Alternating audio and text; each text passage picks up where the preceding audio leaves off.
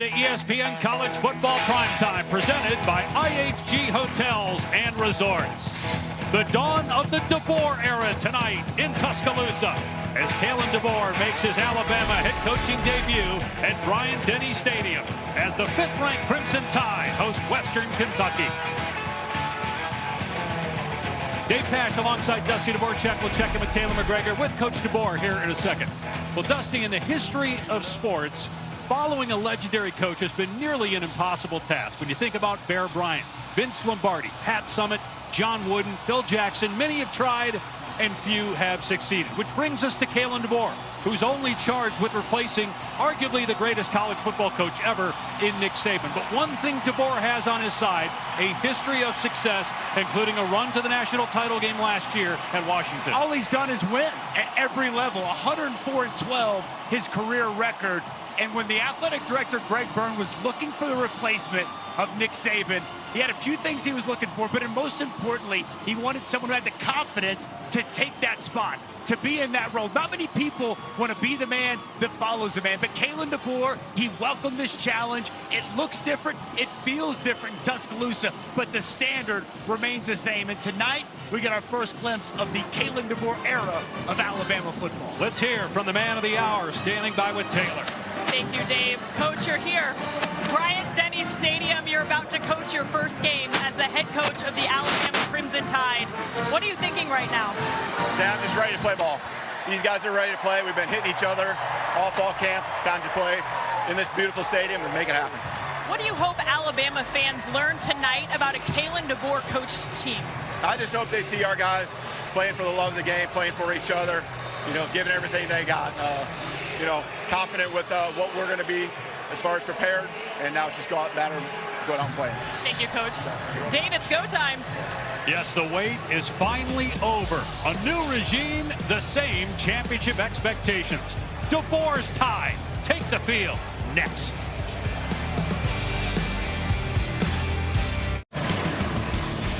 You're watching the SEC on ESPN. 5th-ranked Alabama, its lowest preseason ranking since 2009. Think about that for a second. Wow. Taking on Western Kentucky. Bama won the toss, elected to defer, so Western Kentucky will be on offense first. Connor Talty will kick things off to Easton Messer.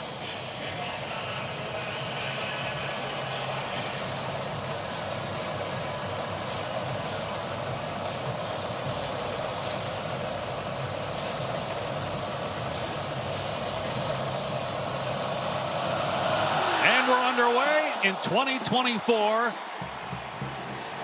A touchback for Western Kentucky. And a guy very familiar with playing against Alabama, TJ Finley, who starts tonight at Western Kentucky. But at LSU back in 2020, among his 5 starts, 1 against the Tide. 2 years at Auburn, 1 of his starts against Alabama. Last year, started every game at Texas State, transferred again to Western Kentucky, 6'7", 240 pounds, and he set the Texas State record last year for single-season passing yards. An experienced quarterback with a big arm. He's been in these environments, 3rd time to start against Alabama. Gave the confidence to Tyson Helton to give him the first opportunity to come out and lead this football team in 2024. Lengthy conversation with the Western Kentucky sideline. There might be an issue with the comms, and if that's the case, if there's a comms issue, as you see Tyson Helton taking off his headset, Alabama would have to do the same. And that's big because now, this year, coaches can talk to the quarterback until 15 seconds on the play clock, and they can also talk to somebody on the defense who wears the green dot on the back of his helmet until that play clock hits 15.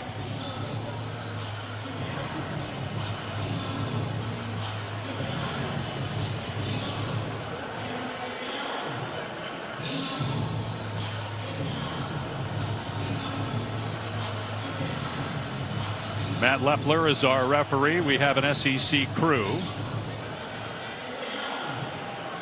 Poor Kalen, all he's done is answer questions about starting his Alabama debut for the last almost 9 months. He took the job January 12th, 2 days after Nick Saban resigned. We talked to him yesterday. He said, man, I just can't wait to just talk football, because after tonight, that's all it's going to be about. And here, he's talking to the referee. Can't even start the game. He was chomping at the bit yesterday to get this season started, see what his football team looks like. He's answered countless questions since the day you referenced when he took over this job. He's going to have to wait a little bit longer, my friend. All right, let's check in with Taylor. And what do you got Dave, there's down an there? orange hat on each sideline to handle the communication devices, but I did get confirmation that's exactly what's going on. Western Kentucky's headset is not working, so they're working to fix that. Alabama cannot use theirs until Western Kentucky's is finished, but there are two guys down here working on getting it fixed, so it's something we'll pay attention to here early in this game.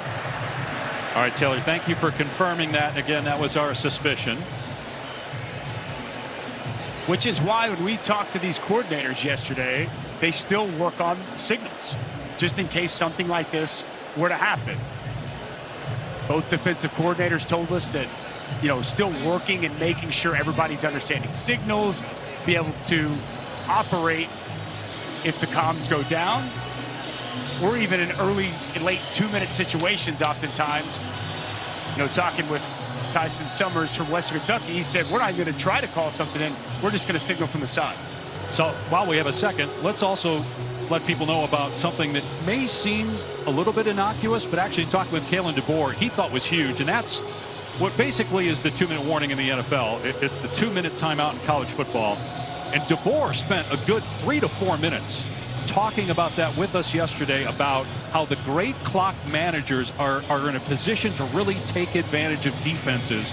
And he said now, 3.5 minutes left in the game, you're starting to manage the clock differently than you would in previous years, knowing you have that extra time. Just the strategy that goes into it. And he said, as a longtime play caller, his head is programmed to know exactly how much time is left, how to utilize that clock. And he's had to completely reset and revamp. Said he spent a lot of time talking with various people on exactly what the right usage of timeouts and how to use that clock late in the half and late in the game properly. So a lot of strategy going to be changed throughout the course of this season. I love the helmet comms that have come in. You're still going to see signaling. It's going to probably take away from some of that. And then the tablets on the sidelines, another thing that you get real-time updates on the side. You can see exactly what happened. Takes a lot of the guesswork out of it for both players and coaches throughout the course of the game. Here we go. I might need to get some of our audio crew members down there to help them out. A 6-minute delay. And Finley will throw on first down out in space to Keyshawn Johnson, and he's wrapped up after a short gain by Jahad Campbell, who started 8 games last year. Preseason third team All-SEC.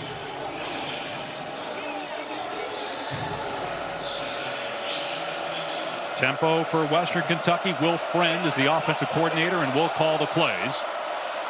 Finley with time as a first down completion out to the 43-yard line. That's a gain of 16 yards to River Helms, the tight end. Just a 3-man rush, drop 8 there from the defense. Nice job. River Helms, the tight end, finds a nice soft spot in that zone for a first down. Finley again with time to throw, and that time the pass off target, trying to hit Helms. Had a linebacker in coverage, and Campbell. Well, Finley is not going to be intimidated by the environment, and that's one thing that Western Kentucky has going for it. It's an 8-win team last year, picked second in the preseason Conference USA poll behind Liberty. Got 2 first-place votes. Now we have an official timeout.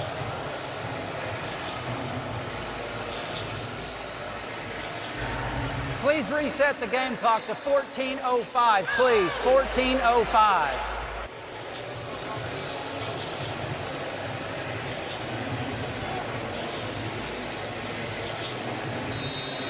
So fixing the clock.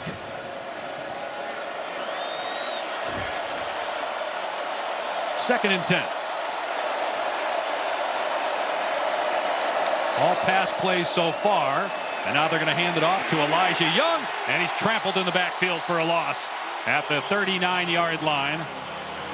That was Quay Russaw and Deontay Lawson. Russaw they are very excited about. Talking with the defensive coordinator, Kane Womack, yesterday, the redshirt freshman, as athletic as anybody on this Alabama team.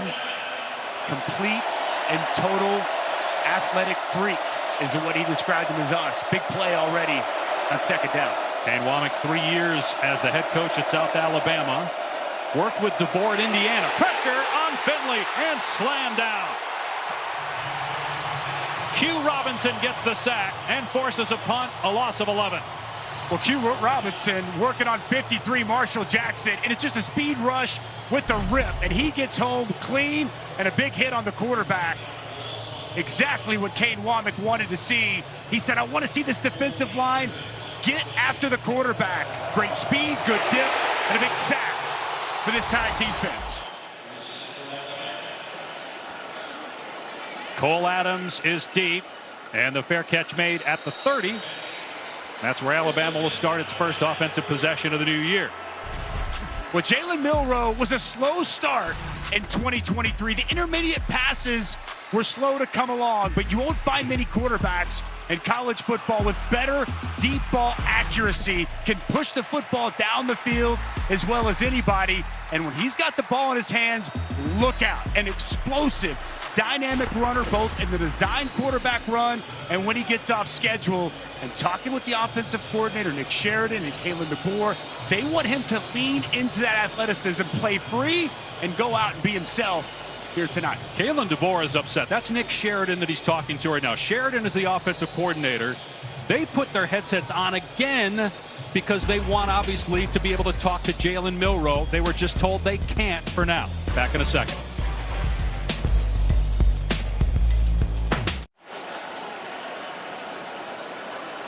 We are in tech support mode, and we are told now that things have been fixed, and that means everybody can put on their headsets again, and also the communication between coach and quarterback, which again will shut off at 15 seconds on the play clock.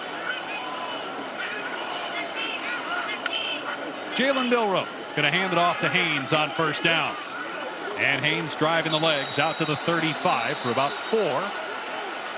Bama having to replace Jace McClellan at running back, a 6th-round pick by the Falcons, and Roydell Williams, who's now at Florida State. Haynes and Jam Miller will split carries this year. I like this combination, too. Justice Haynes, good short area quickness, explosive, good feet, can make you miss, and we'll see Jam Miller, but he's got good speed and a quality pass catcher out of the backfield. Both these guys are going to split these reps. This is part of what we'll see in this DeBoer system. Empty, you'll see a lot of shifts and motions pre-snap as well.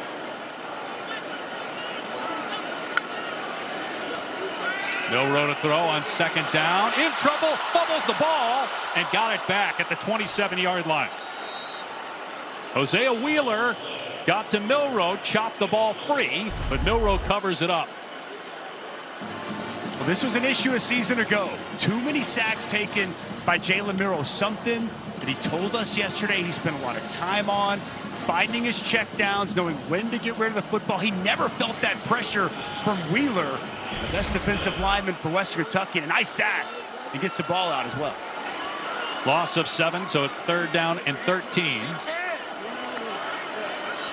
Parker Brailsford is back in. He actually, the starting center, was not out there that last play because his helmet came off on first down. He's back in there now, snapping it to Milroe. His pass off target, incomplete.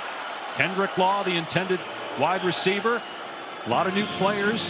Law did catch 15 balls last year, but no Isaiah Bond, no Jermaine Burton, so some new weapons for Jalen Milroe. That's a rough offensive series to start for the top. Yeah, Kalen DeBoer, one of the best pass game coordinators in college football. Washington led the country a season ago, and not the start I think most people anticipated out of the chute for this Alabama offense. James Burnett on the punt.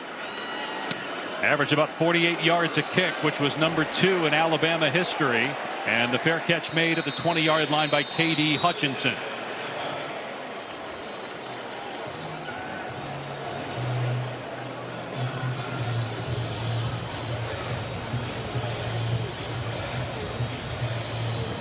So Jalen Milroe, you look at what was good last year. He was terrific, obviously, with his feet, and very good at throwing the ball down the field. He's among the nation leaders in yards per attempt and passing efficiency.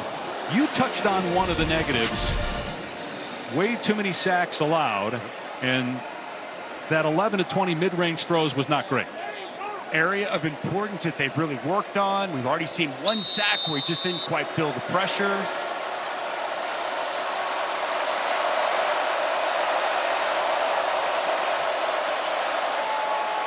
And a jet sweep on first down. Trying to cut it back.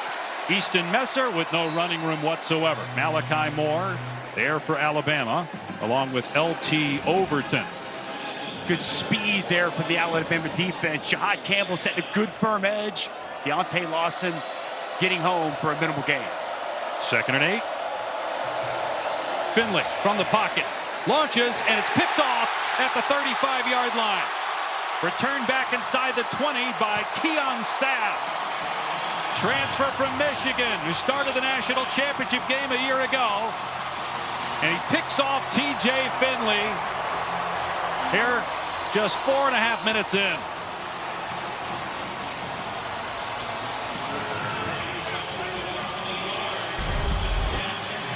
Well, this Alabama defense has taken the ball away as good as anybody during the Nick Saban era. What would it look like for Cade Womack? An easy interception for Keon Sabb, the Michigan transfer. T.J. Finley never saw the safety, was just staring down the coverage outside by the freshman Xavier Brown. He knew it right when he threw it, never took his eyes to that safety. Easy takeaway for the Tide defense. Obviously, a tall order to come to Tuscaloosa and win. And when you do that, make those kind of mistakes deep in your own end, you're asking for it. See if Alabama pays it off. Jan Miller in the game now at running back. From the 16 of Western Kentucky. Miller gets a touch straight ahead. Down to the 12, so 4 yards there. Now we see a little bit of big personnel. 2 tights in, Robbie Oots and C.J. Dupree. They can mix and match how they want to do this. That was just more of an ace set. You can flex these tight ends out, move them around in motion. A lot of pregame eye candy that you're going to see, window dressing, try to get as much information pre-snap as they can as an offense. And they flex Jam Miller out here on 2nd down and 6 and go empty with Milroe. Western Kentucky bringing some pressure. It's a design run, and Milroe into the end zone for the touchdown.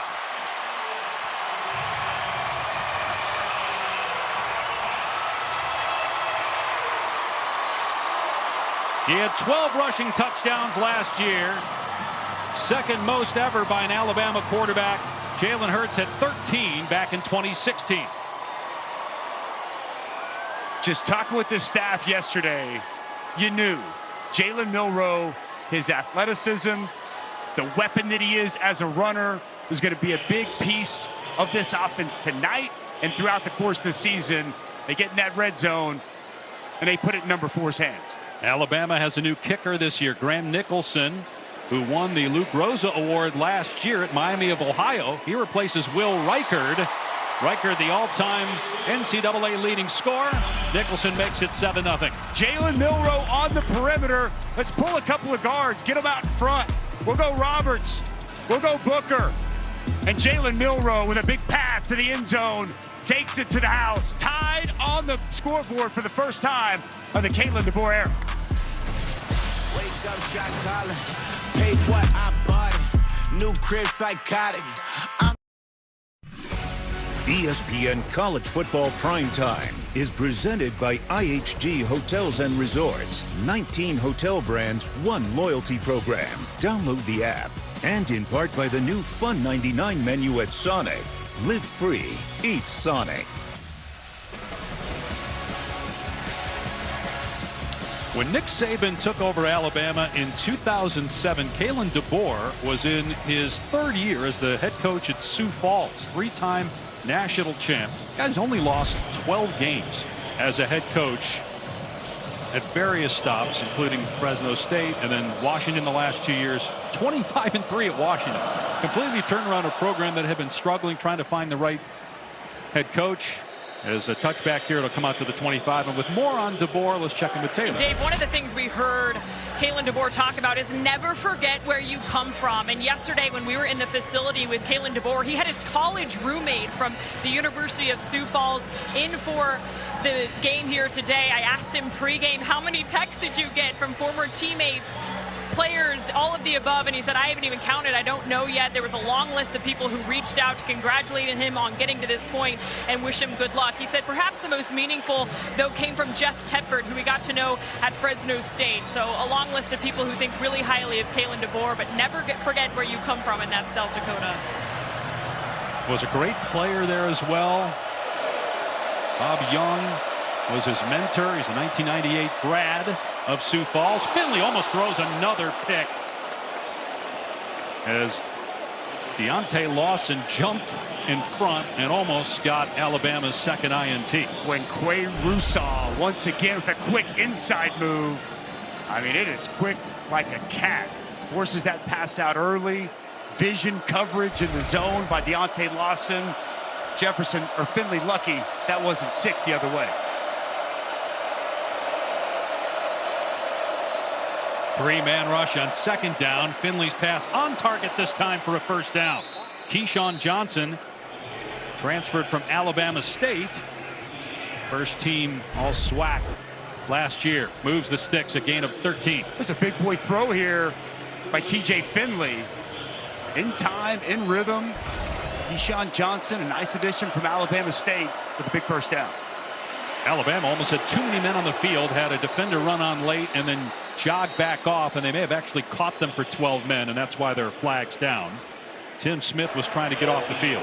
Illegal substitution on the defense. 5-yard penalty. First down. The Hilltoppers are going to go fast, Dave. That's what they do under Tyson Helton. They operate very quickly. New offensive coordinator, Will Friend, stepping in, coaches the O-line, calls the plays on early downs.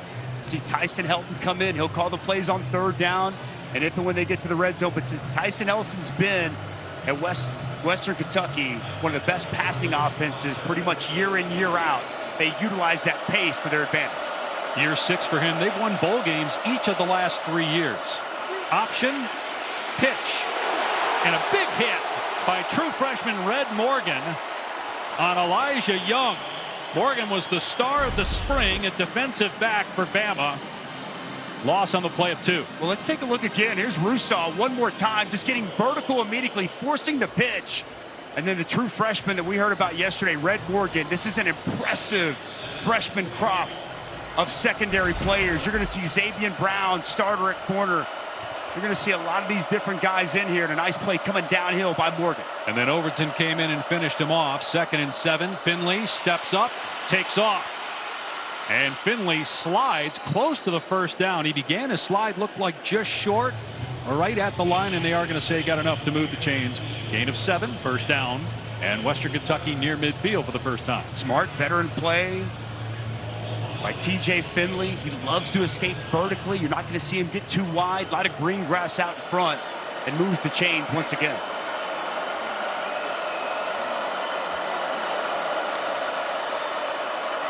Finley rolling to his right this time. One-on-one coverage downfield, a lot of contact. Perhaps an uncatchable ball. Now they throw the flag. Childress was the intended wide receiver. Red Morgan in coverage. There's a conversation going on between the officials about whether that was uncatchable or not. Pass interference. Defense. Number 16. 15-yard penalty from the previous spot. Automatic first down. True freshman that we referenced a second ago. Man-to-man coverage. And fighting down the sideline. Like he got that right arm on the shoulder pad. Pass did sell pretty high, but enough contact to draw the flag. Nice response here by Western Kentucky, able to move the ball into Alabama territory to the 36-yard line. And a delayed handoff here to Young. Down past the 30 and still pushing the pile close to the first down. Great run that time by Elijah Young. The last year rushed for about 474 yards. He was at Missouri previously, spent 3 years with the Tigers before transferring a year ago to Western Kentucky. He's the bell cow, well-rounded running back. To see him catch the football in the backfield for this offense.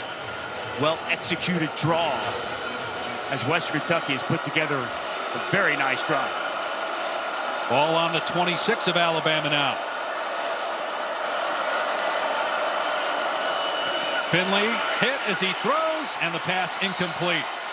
He was going for Messer, but Robinson drilled him as he released the pass, and therefore it was errant. It'll be 2nd and 10. And Q Robinson once again with a nice rush. TJ Finley been under duress a little bit here in this first quarter. A lot of new young pieces on the back end of that defense. For Kane Womack, the secondary. Kamani Jackson in from USC. Several true freshmen you're going to see throughout the course of the day. They told us you could see two true freshmen at corner on the field at one time as Finley throws complete to Helms down to the 22. Malachi Moore is the returner. Keon Sabo had the pick earlier. He's a newcomer, obviously coming from Michigan. Xavier Brown's a true freshman. Terrion Arnold, late first-round pick. Kool-Aid McKinstry, second-round pick. Caleb Downs now at Ohio State. Those are 3 key pieces to this defense. Just a lot of new defense, but Malachi Moore, as you touched on, he's the communicator, he's the leader. The key third down here in this first quarter. They also lost to the draft Dallas Turner and Chris Braswell as edge rushers. Finley has time, fires over the middle, another interception. It's Sabb again, his second pick already. Back to the 40, stays in bounds, down the sideline. And finally, on a play, Keon Sabb in his Alabama debut, shining under the lights in T-Town. Well, Keon Sabb, eyes on the quarterback, reads this the entire way, steps in front, and a huge interception to end this Western Kentucky drive. What a first quarter for Mr. Sabb in an Alabama uniform. Center field safety, top of the field.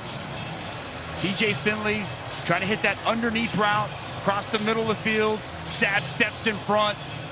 A nice job after the interception, getting good quality yardage, but just a smart play, utilizing his eyes, reading that quarterback, taking him to the football, and taking the ball away. So first down at the 26, second drive for Bama that started inside the 30 of Western Kentucky. Haynes running to the right, grounded after a short gain. Maybe 2 on the play. 2nd and 8. Kalen DeBoer told us yesterday when we spoke with him, he's really curious about the running backs. We already touched on the guys they've lost, and as you mentioned, Milroe's a big part of their run game. But obviously, if you have great backs, you don't necessarily have to run your quarterback as much. And that's what they wanted to see tonight. Both these backs, Justice Haynes, Jam Miller, and last year they didn't run the football as effectively as we're accustomed to seeing from Alabama. Right, 47th last year in rushing. Milroe in trouble trying to scramble away and get back to the line of scrimmage, and actually got about a yard or 2. Nazir Ward, a corner, had some pressure that time. Big third down here for Western Kentucky's defense. Yeah, cat blitz there. There's a corner coming off the edge, and Nazir Ward unaccosted, unaccounted for. Smart by Jalen Miller to fill that pressure, step up, and negate a negative play.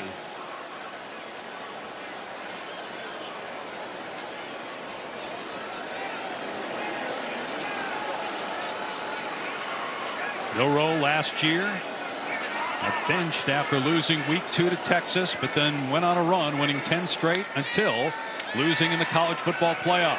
Milroe with everybody covered on the run, then throws at the last second to Law inside the 10 and into the end zone for another Bama touchdown.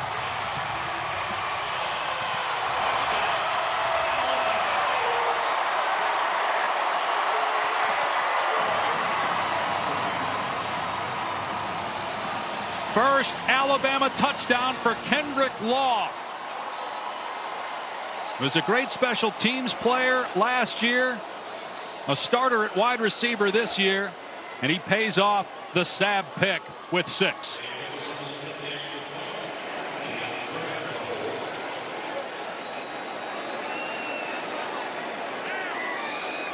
Graham Nicholson on again for the point after.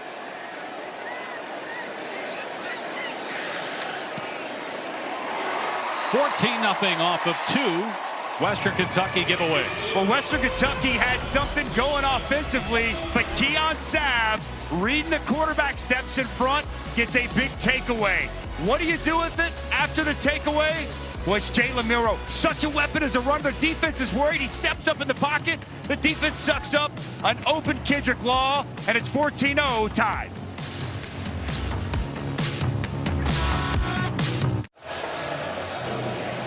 Michigan transfer Keon Sabb with 2 interceptions, both resulting in Alabama touchdowns in Kalen DeBoer's debut as the new head coach of the Crimson Tide, replacing the legendary Nick Saban, who's off to a running start with us here at ESPN, doing a terrific job on game day.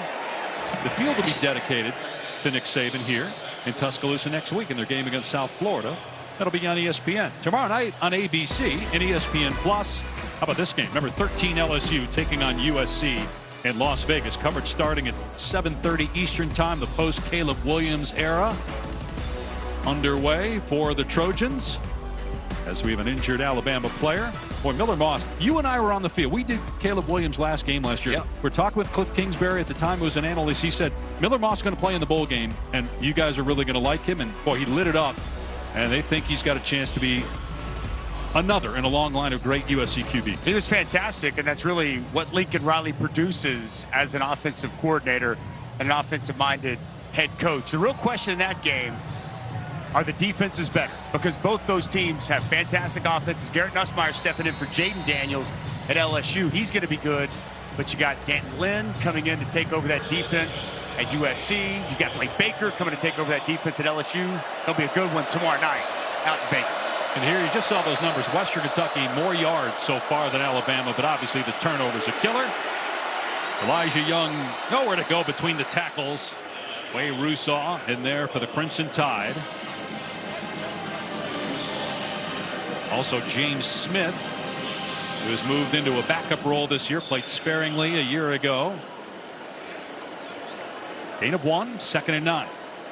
Western Kentucky was able to move the ball that drive, and Alabama got inside the 30 before the pick.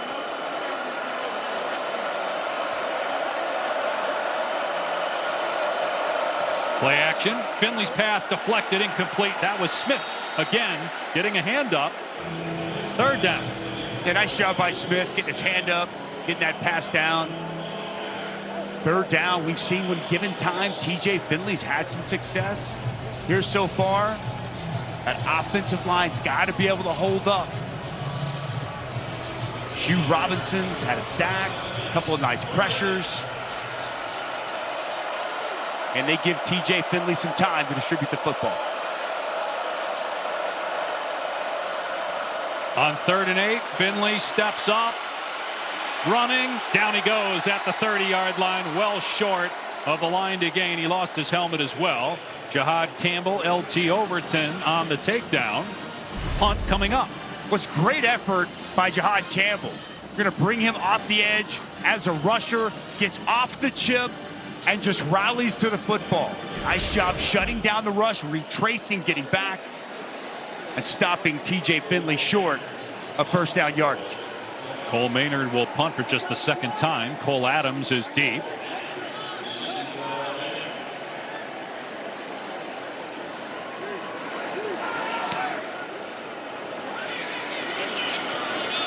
And Adams electing not to make the fair catch. And a flag comes down as he gets walloped by Dalvin Smith after a 41-yard punt.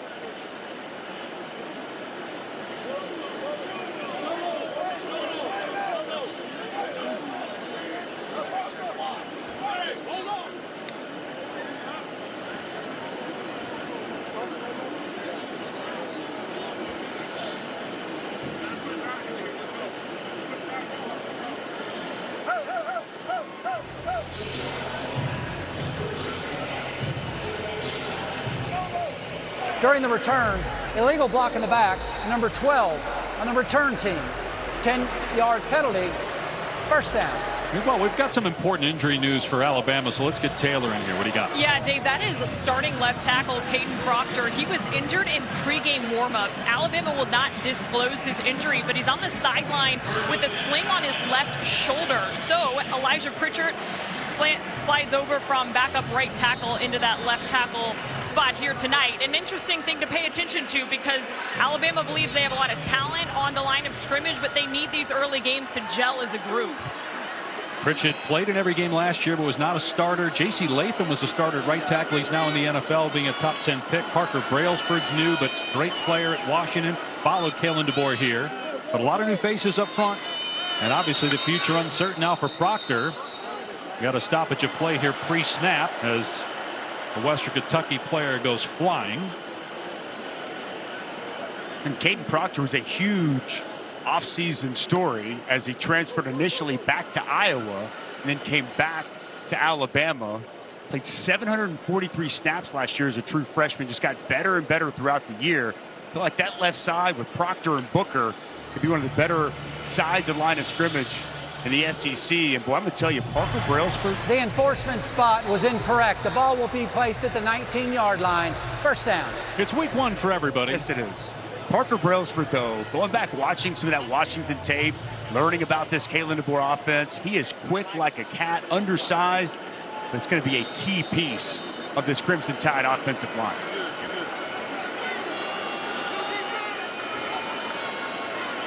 Second team all Pac-12 last year, preseason All-America this year. Brailsford. Milroe has a completion to the 27 to C.J. Dupree. Thought you asked a very interesting question of Coach DeBoer about the size of the offensive lineman at Bama compared to that at Washington and how that could impact things. More on that in a second here as Bama going with some tempo, but a penalty marker is down. Yeah, because when you go back and watch Washington, they were smaller, they were very quick. False start. Offense, number 52. 5-yard penalty. It is second down. Moved very well. Just very well. They're the Joe Moore award-winning offensive line, but you look at Bama, they're more bigger, physical, not necessarily as much movement. Interestingly enough, Tyler Booker's down 27 pounds to 325, down from 352. I would imagine being encouraged so he can use a little bit more mobility, but I'm wondering, will the run game look a little different with a different style of offensive line here in Tuscaloosa? Here's Jan Miller, who is lined up at the top of your screen, taking the handoff. And Miller diving out of bounds. Another flag comes soaring in. First down to the 34. But could we have a block in the back downfield by the Crimson Tide? Holding. Offense, number 6. 10-yard penalty from the spot of the foul. It is first down. Correction, second down. And Kobe Prentice trying to set that edge, help Jan Miller, and clearly got too big a piece of jersey out there on the perimeter. People might just be tuning in and looking at the score and being like, wow, Alabama's offense must be rolling. But look at that, 5 penalties. Many of those have come on offense. Going into this possession, fewer yards than Western Kentucky. The takeaways have been the difference so far in the game. Milroe facing pressure, getting out of there, being chased, and elects not to throw it away that time. Got back to the line of scrimmage, though, so no loss of yardage. Deontay McCray in the backfield. It'll be third down and long. Well, Deontay McCray working on Elijah Pritchett. An easy win on the inside, helped flush Jalen Milroe to set up this third and long situation. So third down and 13.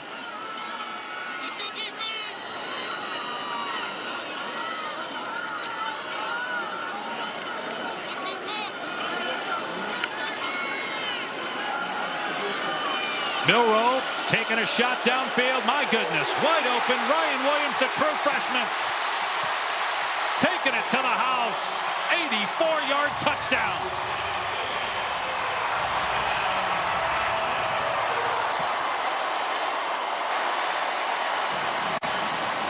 Welcome to college football, 17-year-old and high school sensation Ryan Williams, his first touch as a member of the Tide. Well, an explosive playmaker, and Ryan Williams, they are just ecstatic about the future for him As you touched on, partner, 17 years old. He won't be 18 till next February.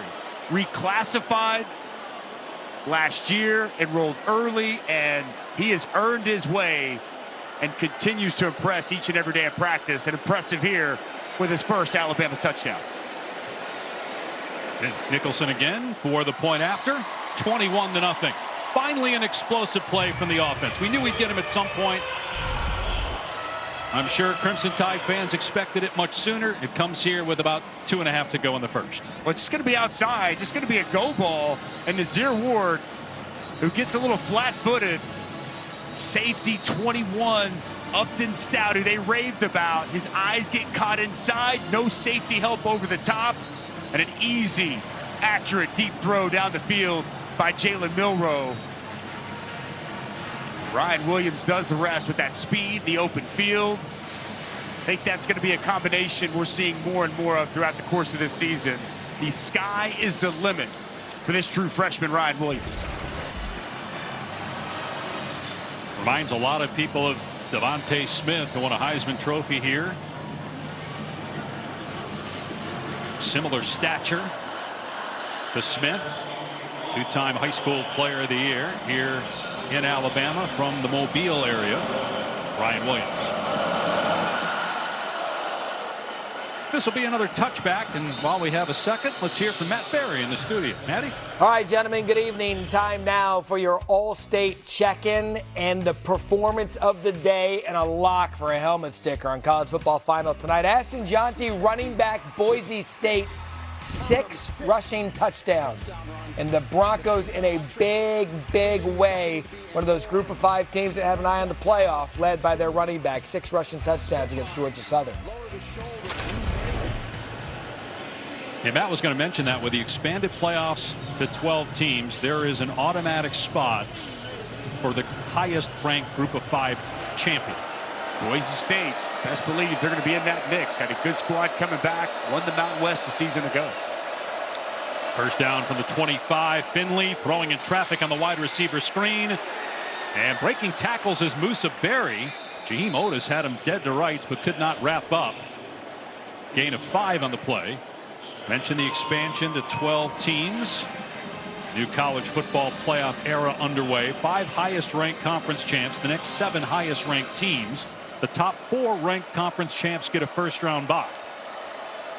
All first round games will be played on home sites as Otis bats a ball down to the ground. 3rd down and 5. I know you're a big fan of the expanded playoff. It makes the regular season better. The regular season's great already, but the games are even more important now. How can you not be excited about this expanded playoff? More games relevant late in the season, more fan bases, more teams engaged. And now, it's not going to become flawless, but boy, sign me up. I can't wait to see how this season unfolds, what this first 12-team playoff looks like. No limit on how many teams from a conference either. After those automatic qualifiers, as the pass is off target, Sabb was upset with himself because he thought he was going to get pick number 3, and he actually turned the wrong way. The ball was thrown the direction that he didn't go. He was trying to decide which way to go, kind of watching him from the safety spot. Yeah, TJ Finley just a little off, wants to hit this underneath shallow crosser, trying to find Messer. Touch pass sails high. As you touched on, Sabb kicking himself what could have been his 3rd pick in the opening quarter. Good punt here. Backing up is Adams, fielding it on his 18-yard line. Adams trying to get the corner, but running out of real estate. And now a quick word from Verbo. As your host, I have some rules. 2 flush maximum per bathroom visit. No games, no fun. There's a great barbecue outside, but don't touch that. Meanwhile, at a Verbo, when other vacation rentals make you share your turf with a host, try one that's all yours. The stock of Nick Saban continues to rise. Now, I mean, everybody's always seen the personality, but you're seeing it even more now because he's on longer. He was on game day for several hours today.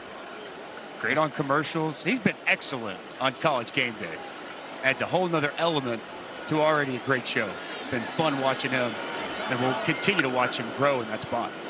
Milroe had a little trouble with the snap and pushes forward to the 30 for a couple yards. We spent about 20 minutes with Jalen Milroe yesterday, and he said one of the biggest differences, and it was not a shot at Nick Saban or at Tommy Rees, who was the offensive coordinator. He said I just am having more fun this year. I feel a real connection with this staff. Nick Sheridan, the offensive coordinator, Kalen DeBoer, the head coach. Well, I think that's the culture that Kalen DeBoer is creating. We heard music at practice on Friday. There's a different feel, a different vibe. It's a little bit looser, more fun happening. Both he and Malachi Moore talked with us about that yesterday. And Kendrick Law, thrown down out of bounds, gets into a shoving match with DeMarco Williams. They played against each other, with Williams being a member of the Ole Miss Rebels the last 2 years, but no penalty flag was thrown. I think Williams liked the stiff arm and then just wouldn't let go of Kendrick Law. a little bit much. All the way past the white over there. I was surprised he didn't throw a flag. Yeah. With John going on, Kendrick Law. Final stages here of the opening quarter. 21-0 Alabama. 3rd down and 2. Play clock winding down. And DeBoer called a timeout to avoid Alabama takes its first short timeout of the half. 30-second timeout.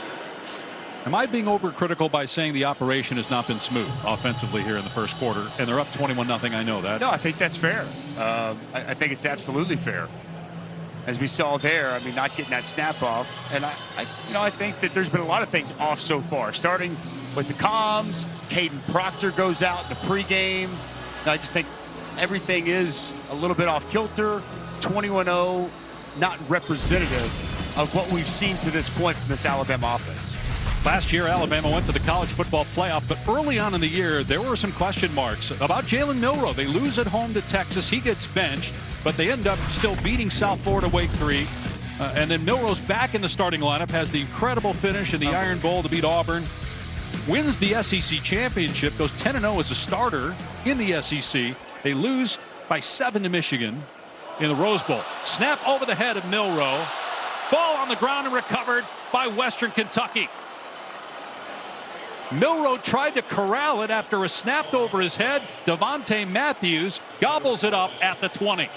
Well, right on cue with what you said. Just the issues continue. And this was a problem last year. And that was a different center. We've talked about Parker Brailsford that's come in, but over his head. I'm surprised Jalen Milroe didn't just jump on that football, misses, and gives Western Kentucky exactly what they needed in a short field.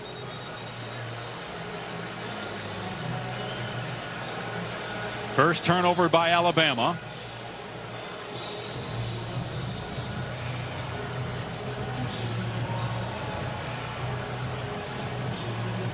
See Elijah Pritchett over on the sideline. He's in there for Caden Proctor and looks shaken up. Elijah Young spinning away from defenders and down to about the 13. And that will close out the opening quarter. Jamarian Latham lost his lid on the play. He'll have to go to the sideline when we start the second quarter. 21-0 in the debut game for Kalen DeBoer as the Alabama head coach. The highlight, the big pass play, Milroe to Williams. Hey, baby, there ain't no easy way out. You're watching the SEC on ESPN. Dave Pasch, Dusty Dvorak, Taylor McGregor in Tuscaloosa. Modelo kickoff week. Full slate of games all the way through Monday night here on ESPN, ABC, ESPN2, SEC Network, ACC Network. 2nd and 4 for Western Kentucky after the Alabama bad snap that led to a turnover, and a penalty marker is down.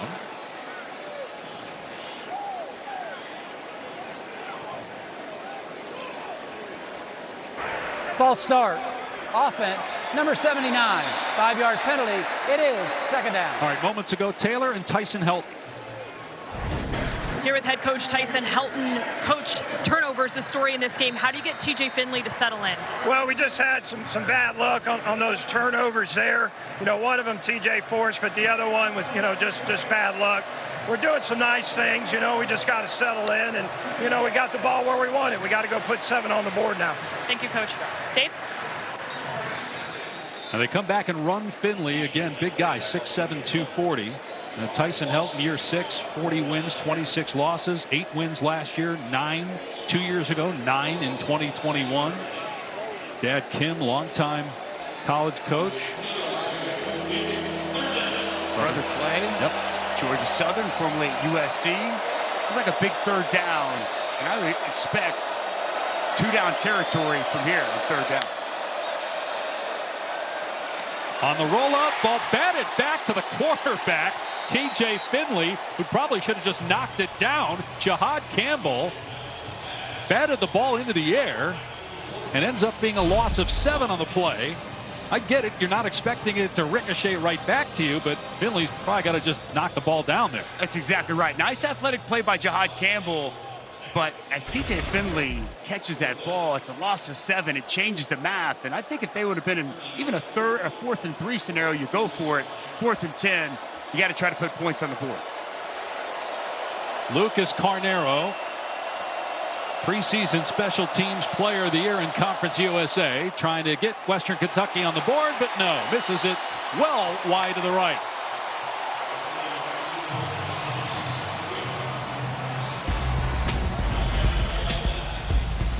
So despite the turnover by Alabama, Western Kentucky remains scoreless and the Tide up 21.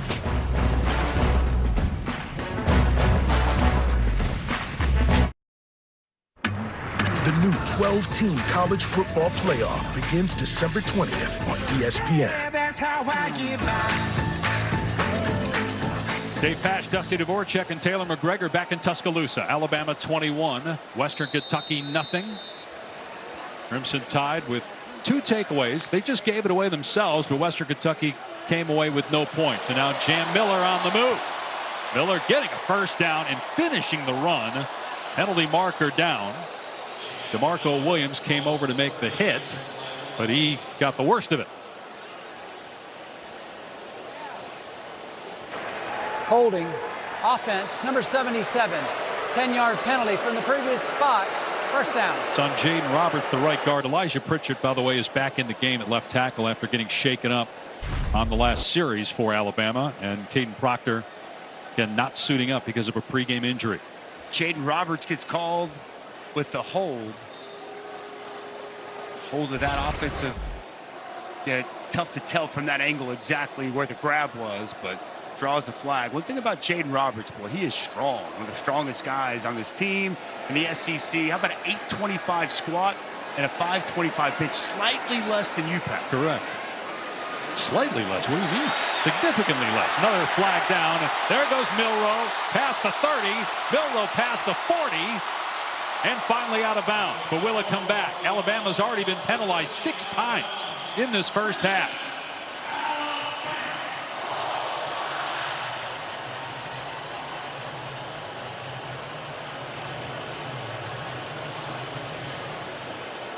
Matt Leffler getting a workout he didn't know he was going to tonight. Defense, number 21. A penalty be forced from the end of the run.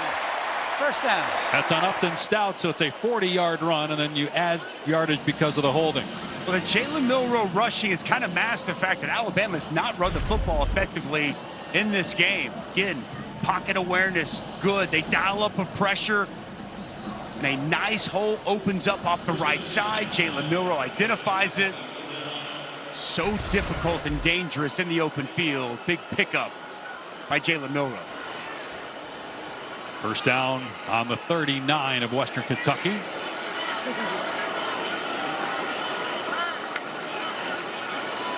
Here's Jam Miller. Through a crease at the 30. Miller turns on the Jets. Inside the 10. Diving for the end zone. Touchdown, Alabama.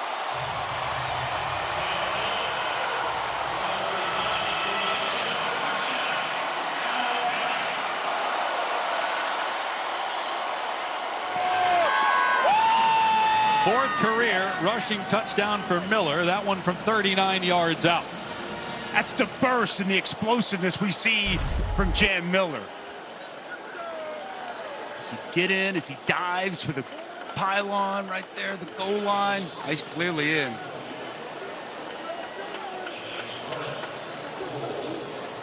Elbows up, balls across. It's a nice touchdown by Jan Miller.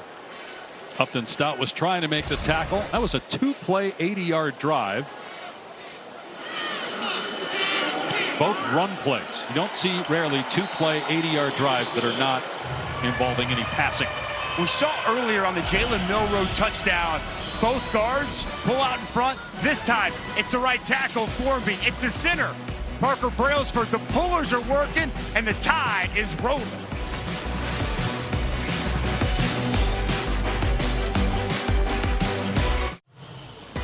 ESPN College Football Primetime, presented by IHG Hotels and Resorts, is brought to you by Subaru. Love, it's what makes Subaru, Subaru.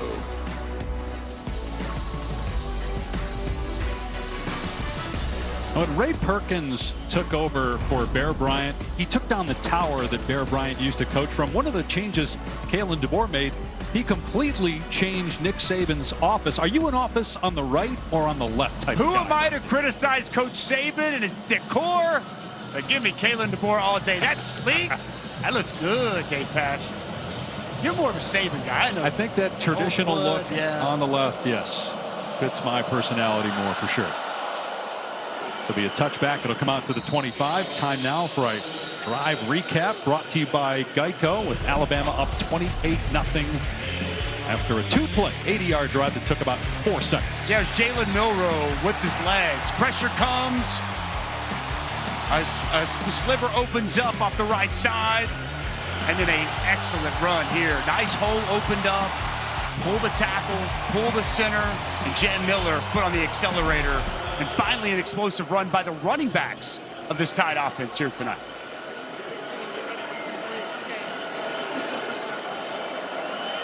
TJ Finley staying in the game at quarterback. Caden Veldkamp had a terrific bowl game. We thought we might see him at some point, but not yet for Western Kentucky. And they finally get it to Dalvin Smith, who was their best receiver last year. He doesn't get much, maybe a yard on the play.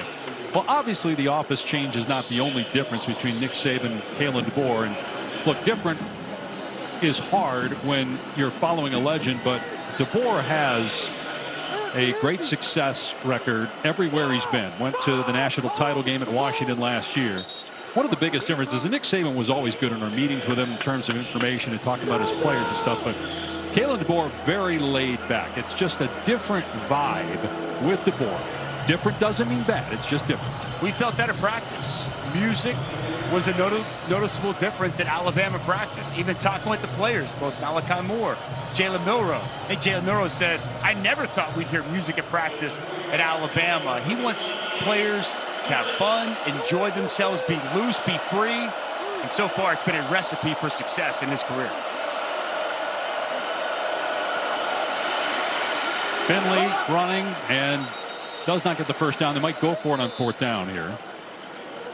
Trailing by 28-0. I think at this point you got to go for it, right? I mean, you're down 28-0 at Alabama. Offense staying on the field.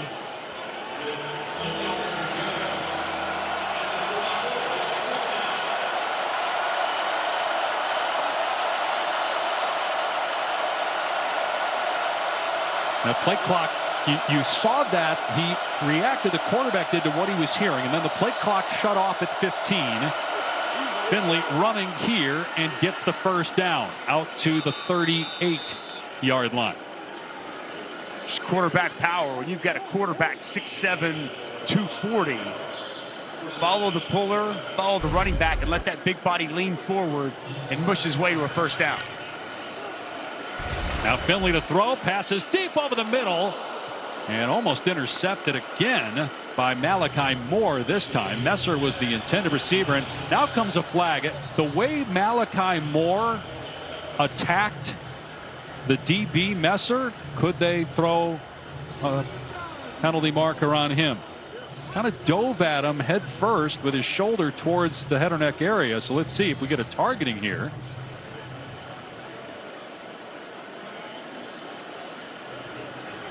Just kind of an awkward attempt by Moore again, not sure if that's what's going on here, but it was noticeable the way Moore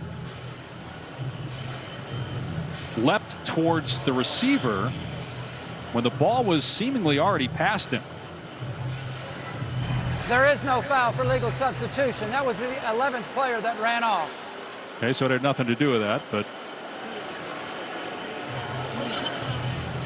second down and 10. Take a look at what you're talking about here, Dave. Late in his play.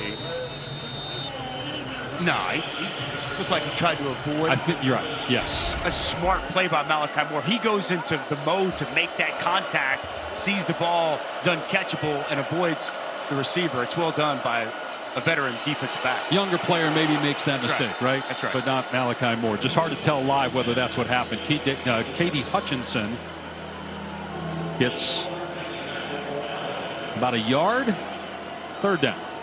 Enjoyed the conversation with Malachi Moore. It's back to him and Jalen Milroe and leadership they have on this team and how you meld the Saban era with the DeBoer era. Guys like Malachi Moore are a key piece in this transition. 34th career start for Moore. The lone player left from that Alabama national championship team in 2020 that was a starter. Finley dumping it off here on third down and long. And Elijah Young has a first down to midfield, gain of 12. What's a good check down by TJ Finley, continuing to move the chains, deep zone coverage, underneath wide open, just check it down to your back and get a first down. Well done by TJ Finley.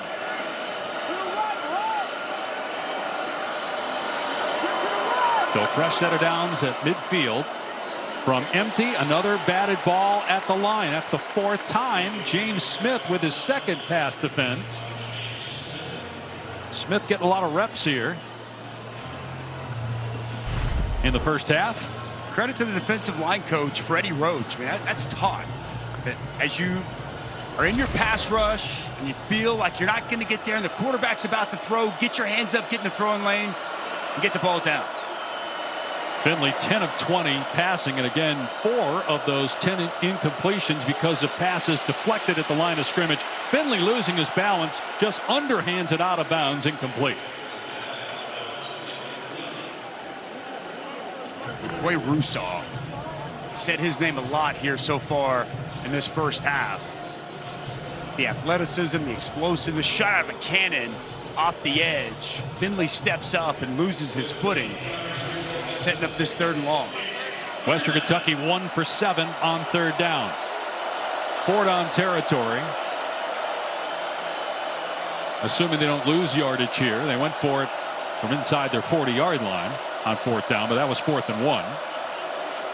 Showing some pressure here, Dave. They back off and rush 4. Finley trying to check it down again. Finds Elijah Young. Young able to get near the line to gain. They'll mark him short by about 1.5 yards. And again, assuming Western Kentucky goes for it down 28-0.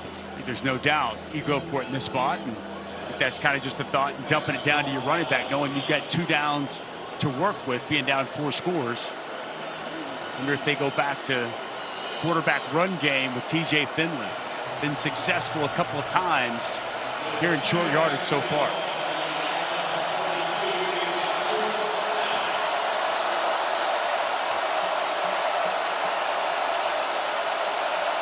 Again, the comm shut off at 15 seconds, so it's hand signals after that from the sideline. You could see that going on over there as Finley turned his head towards his coaching staff. He dumps it off across the middle for a first down to Hutchinson. Now, Finley starting to settle in, but perhaps too late. Man-to-man coverage, shallow crosser. Hutchinson beats the coverage of the true freshman Red Morgan. Another nice conversion for the Hilltoppers. Going empty here on play 12 of the drive. Finley taking a shot, got a man, underthrown, and broken up, incomplete.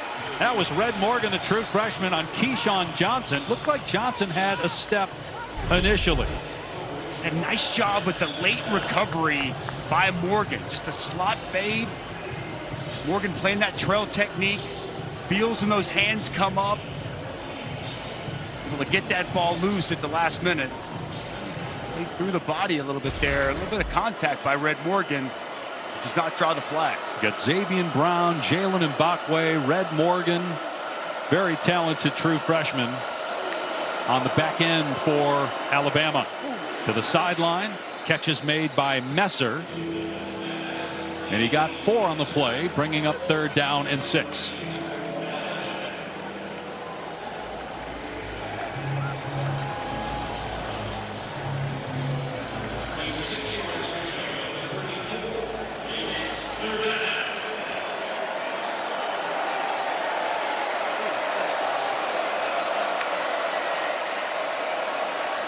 Finley firing, and nice catch in traffic at the 23-yard line. First down, Western Kentucky. Musa Berry hauls it in. It's a good route by Musa Berry. I like the read by TJ Finley. As soon as he clears linebacker level, he locates his target, fits into a tight window with Malachi Moore coming over the top. Third time Western Kentucky's been inside the Alabama 30. So far, no points. But they have been able to move the ball on Alabama's defense here in the first half. Play 15 of this possession.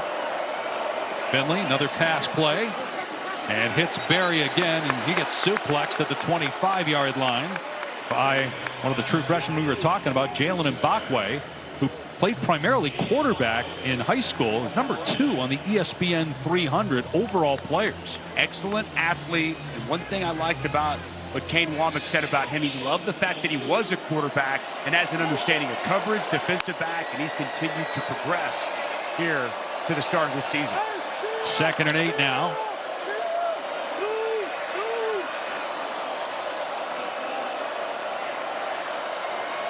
Play clock inside 10 seconds.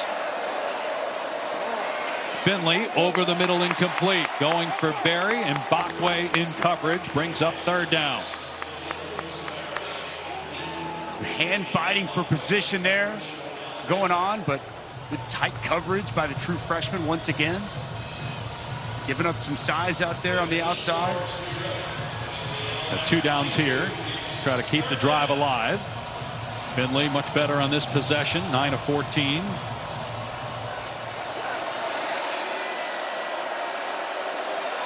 Third and 8. 17th play. Finley with time. And nice catch made by Messer with a defender Sab all over him right at the marker, and it is a 1st down. The corner blitz brought off the edge. Mbakwe comes late, opens up, vacates that space. Sab unable to get down in time. Good find once again. For TJ Finley, Messer, just a scrappy, good slot receiver. Moves the sticks. Yeah, he had 42 catches last year, 4 touchdowns. Good player in Conference USA. First down at the 13. Play fake. Finley dumping it off to Young, and he gets absolutely smacked. Back at the 19 by Deontay Lawson. First team preseason. All SEC. A captain. And they lost a lot of guys on that defense, and Lawson will be asked to do more in 2024. Well, he's a thumper. Good tackler. Go back and watch that SEC championship game against Georgia. He was all over the field, making plays, and quality communicator here on this defense for Kane Womack.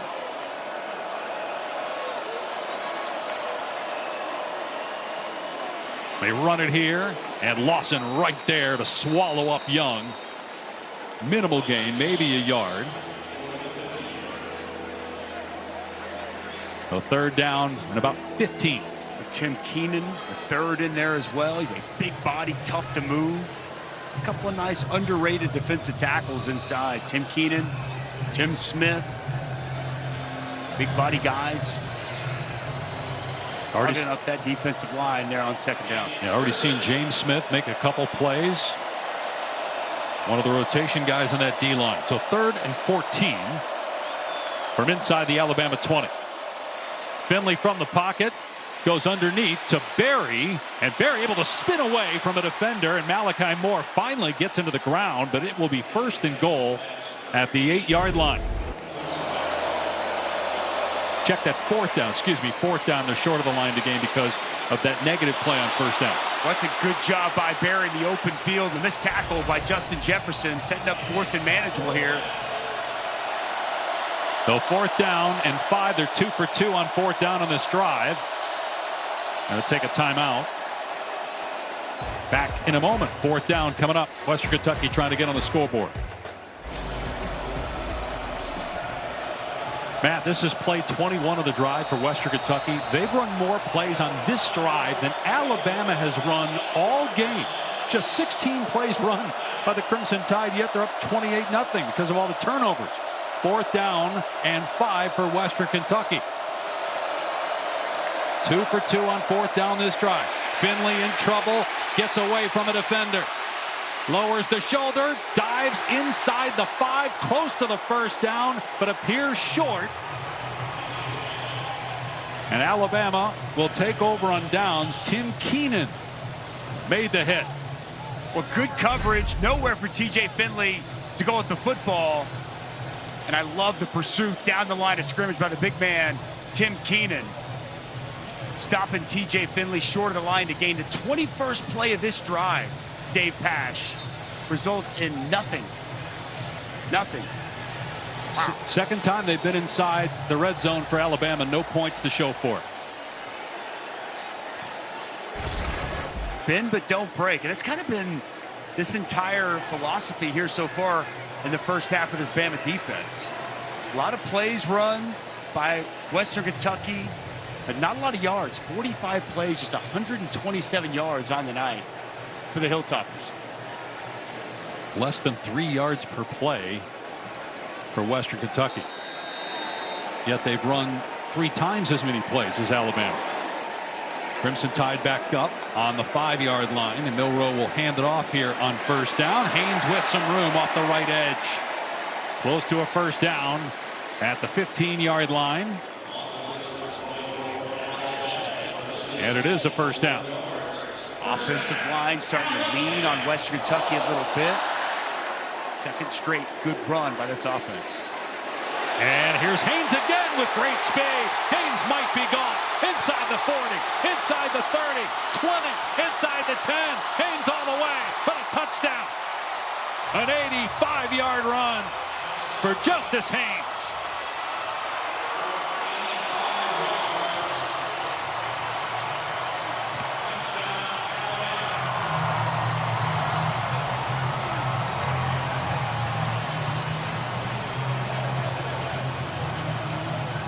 They had a 2-play 80-yard drive that was about a minute long earlier. Now they have a 2-play 95-yard drive that's about 30 seconds.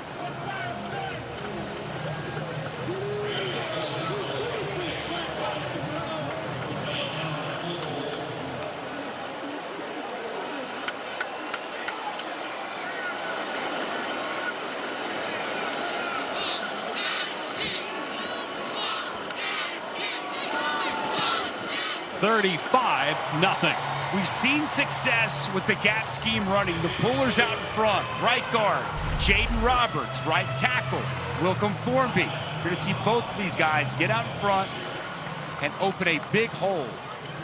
And Justice Haynes hits it downhill. He almost ran out of gas there at the end, but really nice block from those pullers wrapped tight. That hole opens up, the acceleration, and it's heels to the field for Justice Haynes. His hammies got a little tight on him, though, there at the end. A big, nice hole opened up. The offensive line will appreciate and enjoy watching when they evaluate and look at this film. Haynes last year just had 25 carries because of Jace McClellan and Roydell Williams, but Haynes and Jam Miller will get the bulk of the carries. We might see some Richard Young here tonight as well. Third rushing touchdown for Alabama this half. Milroe with one of those, Haynes and Miller the others. Milroe also has 2 passing touchdowns. And once again a touchback. How does Mike Norvell get his team to respond in Tallahassee on Monday night? Boston College was very close to beating Florida State last year. And a new quarterback for Western Kentucky is Caden Beltkamp is in the game. And he will just hand it off here to George Hart on first down. So Veldkamp, we thought we might see at some point. Played in a few games last year. One of the games he played in was in relief in the famous Toastery Bowl. He helped overcome a 28-point deficit, threw for almost 400 yards and 5 touchdowns. It was an incredible performance. And prior to that game, he'd already put in, at least out on social media, he was going to enter the transfer portal. Now, his dad's a strength coach. He's locally from right there near West Kentucky's school. And he stepped in and had the game of his life. Led this team to a victory, and it's been quite the battle between him and T.J. Finley for the starting job. T.J. Finley was able to get the nod, but an opportunity here for Kalen Veldkamp to try to make some noise and get back into that race. Saw the speed there of Jihad Campbell taking down George Hart III. We have reached our 2-minute timeout. Something new in college football this year in both halves.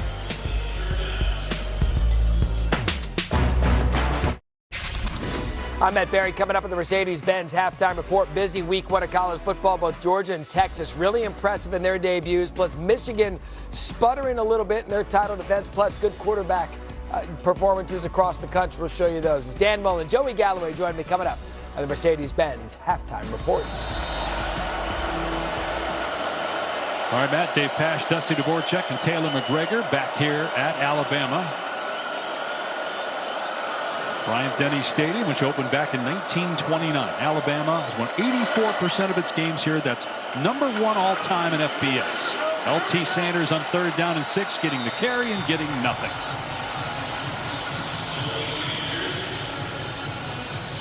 Got an injured Alabama player. That's Malachi Moore. But he jumps to his feet quickly and gets off the field, so looks to be okay. Pretty surprised we didn't see Kalen Veldkamp get the opportunity to put the ball in the air on 2nd or 3rd down there. Especially when you're down 35-0. Right. Yes. Would assume at this point they're going to punt.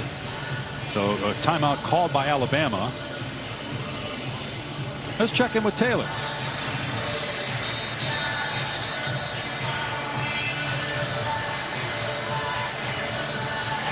Well, Dave, Kalen Veldkamp's love for college football seemingly came through osmosis. His dad, Jason, is the head strength and conditioning coach at Western Kentucky. He's held that same role at several different colleges. And when Kalen was growing up in his formative years, his dad, Jason, was a strength and conditioning coach at the University of Arkansas. Well, at that time, Bobby Petrino was the head coach and Ryan Mallett was the quarterback. So he credits Ryan Mallett for his desire to play quarterback at the college level, but it's been enjoyable for the two of them to share this journey at Western Kentucky together. Nice return by Cole Adams and a nice story there. Yeah, great story. I mean, as a father of a football player, how cool is it to watch your son growing in the sport? That's awesome. And they get a chance to coach him, be around him, see him. I'm sure it was a special moment in that Toastery Bowl, and that success led him to come back for another year. I think it's outstanding. Meanwhile, minute 45 left. Alabama calling the timeout there on that last possession. Even though it was a change of possession, the clock stopped. They used the timeout. So 1:45 to go. And Crimson Tide looking to add to its lead. The last 2 scoring drives they've had were almost the length of the field and in no time. That pass off the fingertips of Miller gets upended by Nazir Ward. 2nd and 10. And I get the score is 35-0, but like if you're looking at this, prior to that throw, they'd only run 18 plays. Like they've got to get work in. They've got to play. You know, they've got a trip to Madison, Wisconsin in a couple weeks. South Florida, who almost beat them a year ago, coming in here and a chance to run the 2-minute drill, new offense. And I just think it makes sense as to why we're seeing them go for yet another drive here late, up 5 scores. Milroe to the air this time. Surveying, throwing it, and completing it to Ryan Williams. And Williams breaks a tackle. Williams, his 2nd touchdown.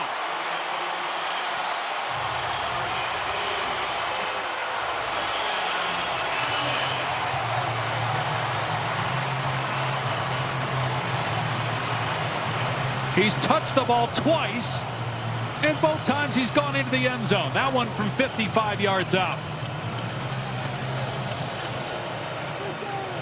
Not a bad debut for the Ballyhoo true freshman Ryan Williams. Magic when the ball gets into his hands, Dave Pash. And 3 touchdown passes now for Milroe. But you can see, and you made the point about not a lot of plays, the offense is in a groove now. The last 3 series, they've been dominant, looking like I'm sure Kalen DeBoer expected them to look like after a slow start. And yeah, they're up 42-0 still. Seeing the ability to run the football. And now with Jalen Milroe, good job going through his progressions with his eyes. In cut there from Ryan Williams on the dig, and he does the rest once the ball gets in his hands, breaking a tackle and strolling into the end zone. Slow, sputtery start early, but to your point, they have found their stride, and the explosive plays are there. It's all dancing so far here in Tuscaloosa. Here's what we're talking about with the last 3 drives, Dusty. If the layperson at home, this has been, even though Nick Saban's a defensive coach, it was basically Nick Saban's offense. Depending on the coordinator, it still was what he wanted offensively. What are some of the differences that fans will start to see that are noticeable with a Kalen DeBoer offense compared to what was run here previously under Nick Saban? Well, you're going to see a lot of pre-snap motion shifts, different personnel packages, and they really do an excellent job of window dressing, masking what they're going to do, and then identifying what you're trying to do defensively. And they run a lot of similar plays, just out of different formations and different looks. And it becomes taxing on defenses and the ability for the offense to get a tip on exactly what's coming. And once they've hit their stride here tonight, we see those chunk plays come in bunches, which we saw last year at Washington as well. And that was with Michael Penix. And Michael Penix, a very different quarterback from Jalen Milroe. In fact, he said that to us yesterday. Look, I'm not Michael Penix. Our games are so different. But over the years, Kalen DeBoer has worked with different types of quarterbacks. I don't know that he's had, now Michael Penix, very talented top 10 pick, but the type of talent that Jalen Milroe is, I don't know that he's had that yet. And they're going to lean into that. I mean, that's the one trait of really good coaches, is that they adapt and adjust to the skill set of their best players. And I don't think this offense is going to look exactly like it did at Washington a year ago. We touched on the offensive line, built differently than it was at Washington. The quarterback skill set, completely different of Michael Penix. They've got their structure and what they want to do, but the plays they really lean in on and exactly how this offense is going to continue to grow and be shaped throughout the course of the season, I expect to look different than what it had with Michael Penix at Washington. Right? To me, that's smart, good coaching and putting your players that you have in position to succeed. Here's Elijah Young on the carry, and that, let's see when they start the play clock. They just started it, so they'll have to run one more play. It has been a meteoric rise for Kalen DeBoer. Just 5 years ago was the offensive coordinator at Indiana. 2 short years at Fresno State. 2 brilliant years at Washington within just 1 game of a national championship. And very quickly, 2 days after Nick Saban retires, he's hired by Greg Byrne, the athletic director, to take over and replace arguably the greatest college football coach ever. And I get it. I understand and can exactly see why, having been around him, talking to his players, talking to his staff. He is an impressive coach. And he's going to have a lot of success here as the head coach at Alabama. A lot of success in the first half. 42-0 as we send you to the studio, the Mercedes-Benz halftime report. Matt, Joey, and Coach Mullen. Welcome back to ESPN College Football Primetime, presented by IHG Hotels and Resorts. From Tuscaloosa, Alabama, you're watching the SEC on ESPN. Packed house at Bryant-Denny Stadium for Kalen DeBoer's debut. And while it was a slow start, Dave Pash, Dusty Dvorak, Taylor McGregor, the offense really got going the last few drives of that second quarter. 42-0. Explosive plays. I mean, that was the story. And for Western Kentucky, they had some nice drives, but no points out of it. A bit don't break defense for Kane Womack, the new defensive coordinator. But it's all about Alabama in this football game. The takeaways early on led to points, the explosive plays late in the first half. The party has officially begun with the Kalen DeBoer debut here in Tuscaloosa. And Alabama will get the ball to start the second half. Crimson Tide play South Florida here next week. 2 weeks they're in Madison to play Wisconsin, and they take on Georgia in the SEC opener here on September 28th. Georgia looked pretty good today. Take a look at our playbook brought to you by Modelo. Let's go back to early in the football game. The disguise here by Kane Wommack's defense. See Keon Sabb, he's hugged up, he's cheating up. TJ Finley never sees him outside, playing safety. Easy interception for the Michigan transfer. 1 and 2 in the first half. Talking about getting pullers out in front. Both guards, Tyler Booker with an excellent block on the perimeter to spring Jalen Milroe. And when Jalen Milroe shows that ability to run, that defense gets sucked up, leaves open targets, and Kendrick Law pays it off.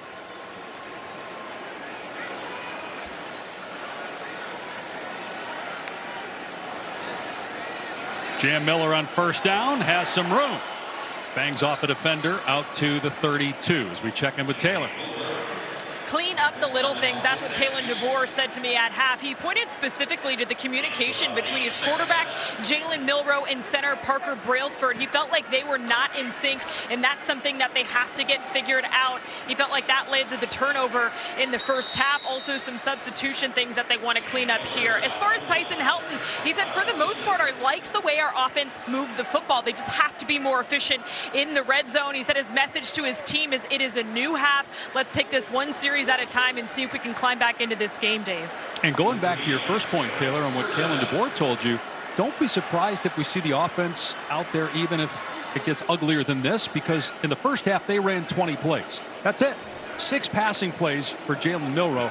And as you said, there were some mistakes early on. They finally got settled in late. Milroe on the run, trying to get the first down. Pushed out by Devontae Matthews, and now Milroe having a conversation with one of the players on the sideline for Western Kentucky afterwards. Well, Kylan Guidry comes off the edge unscathed, but you see the ability of Jalen Milroe. Feel that pressure, avoid, get outside. But when he hurdled, that ball was back on his hip. If he would have held that ball out forward, he moves the sticks instead. A quick 3 and out to open up the second half of the Tide offense. Milroe last year finished 5th in the Heisman Trophy voting, and that's after getting benched early in the year, but he really overall had a terrific season. Would imagine at least early on will be in the Heisman conversation. 4th down here, penalty flag. 5-yard penalty. It is 4th down. Although back, Crimson Tide up 5 yards for the punt from Burnett. That's another area for Kalen DeBoer. 7 penalties now in this game. This Alabama football team, and coming from Washington, they were disciplined, weren't a highly penalized team. Another thing that they can work on. That is a moon ball.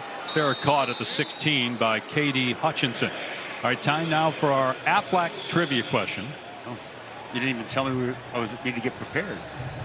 What do you got for me, guys? Well, first of all, if you don't get this one, okay, then I mean, as somebody that hosts a college football morning show every day, you'll know this one, because if you don't, we're not asking you to answer any of these the rest of the year. The last head coach to win a national championship in his first season. It's that easy? I think so. I believe you were playing at Oklahoma at that time, or maybe it was right before then. So around that time, Beltkamp takes off, and down he goes at the 19, dragged down by Jaheim Otis. You don't have to say it yet, but you know who it is? Okay. Yeah, I got it. I think they had a big win today. They had a big win today. They did. They had a big win. And it was swampy where they were at. It was very hot and humid where they played, yes. Against a team that they don't play very often. Coach similar to a soda pop. It's a good hint. Swing pass, Elijah Young, run out of play at the 21. That was Lawson over there defensively. And look, it's a different era than it was when this person accomplished this back in the early 2000s. BCS, just say it, Dave. Now you have a 12-team playoff, and you can lose a couple games and get into the playoff. Right. Might be able to lose 3 and get into the playoff, especially in a league like the SEC. Belkamp finds Dalvin Smith, who gets a first down across the 30. And an injured offensive lineman for Western Kentucky, and a penalty marker down as well. Nice run after the catch by Dalvin Smith. Voids Keon Sabb, who could have had him short of the line to gain. Illegal block in the back. Number 4, offense. 5-yard penalty. Replay, 3rd down. And Trayvon Taylor, the left tackle for Western Kentucky, shaken up. Matheson committed the penalty.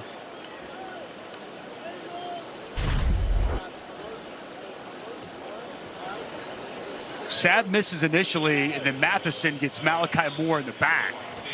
It's the right call, clearly. Pushed him right in the back of the numbers. Takes away what would have been a nice pickup on 3rd down for Dalvin Smith, who's been quiet tonight. Big targets for Western Kentucky season ago. Ball typically finds him, and he's good. You saw there after the catch, but biggest play of the game goes for naught. That penalty by Matheson you see week 1. If you're seeing those in week 6 to week 8, you're going to get benched. And he didn't even need to do it. He's going to get the first down anyway. Exactly. Messer on the catch. Brought down at the 15, and so it'll be a punt here. All right, let's answer tonight's Aflac trivia question. The last head coach to win a national championship in his first year. Again, I think it was just before you started at Oklahoma. My freshman year. Okay. It was around that time. Larry Coker, Miami. Very good. Yes. I just want to say the pressure you put on me saying, oh, if you don't get this, as if it was who won the national championship last year. Jeez, please. Fortunately, my brain is larger than yours. I believe you still hold the Wonderlic record for defensive linemen at the draft. Here's Cole Adams on the move, trying to get the corner. Runs out of real estate at the 40. Alabama's offense back on the field, and we come back leading 42-0 here in T-Town.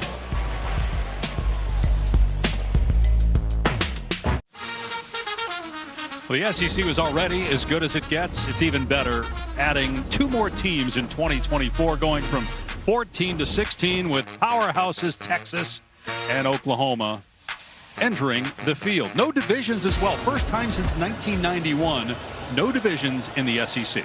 Incredible. It's going to be an outstanding relationship. Oklahoma, Texas coming over, bringing that rivalry, bringing those 2-story programs to the best conference in all of college football. It really is the perfect fit, and it's going to make for such a fun, intriguing season and for years to come.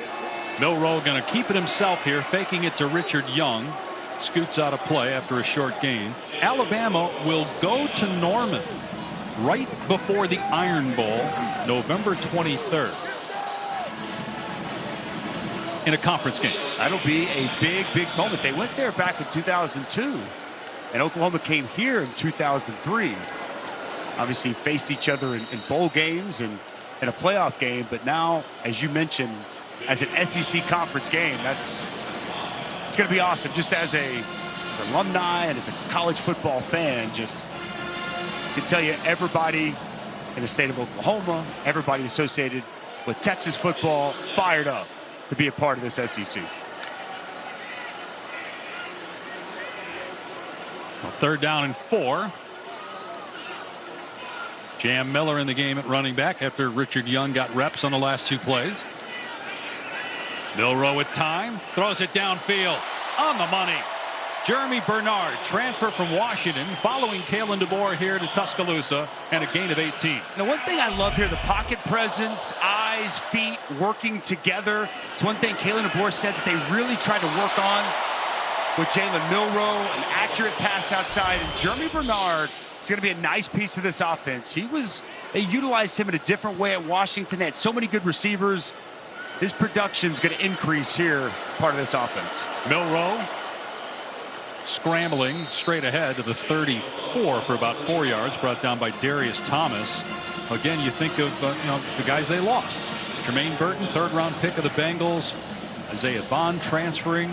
And so Bernard coming in, 34 catches last year at Washington, and would expect that to go up this year. Well, remember, they had Romadunze, they had Polk, they had McMillan, and he was more of a touch guy, return guy, speed, good with the ball, and I think that role is going to increase here inside this offense. We've already seen Ryan Williams, 2 touches, 2 touchdowns, true freshman.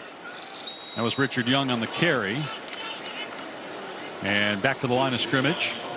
And then we have not seen Caleb Odom yet. Highly touted freshman. Might see him at some point this game. Rico Scott, another young guy. Kobe Prentice was the leading returning receiver for Alabama. Had 18 catches last year. 31 though 2 years ago. Does have some big game experience. One thing about this Bama receiving core, they don't have great size. Right. You mentioned Odom. He's the biggest of these receivers. He's young and still kind of find his way. They've got excellent speed. They can run good routes, but the one thing they do lack is size out there on the perimeter. Here's Cuevas, the tight end. Close to the first down of the 28. When you look at their receivers, and they're all 5'11", 6 feet tall. Emmanuel Henderson listed at 6'1", first down. And then, again, Caleb Odom jumps. He's about 6'6", played a lot of tight end.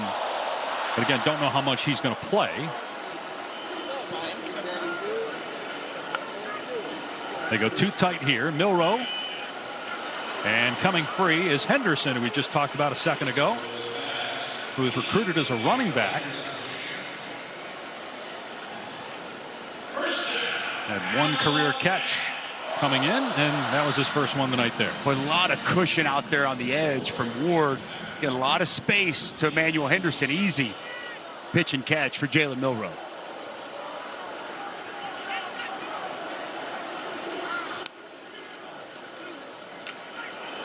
And a nice tackle in the backfield on Richard Young at the 22-yard line. That was Upton Stout. And Upton is very stout, coming in off that safety position. They love him as a blitzer, all-conference caliber player in Conference USA. Talking with Tyson Summers, defensive coordinator, just raved about what Upton Stout means to this team. The best defensive player on the team. We haven't called his name a lot, but a nice negative play. A loss of 3, 2nd and 13. Milroe will keep it inside the 10, turns on the Jets, diving for the end zone. Touchdown, Alabama. That's his 2nd on the ground, and he's got 3 through the air.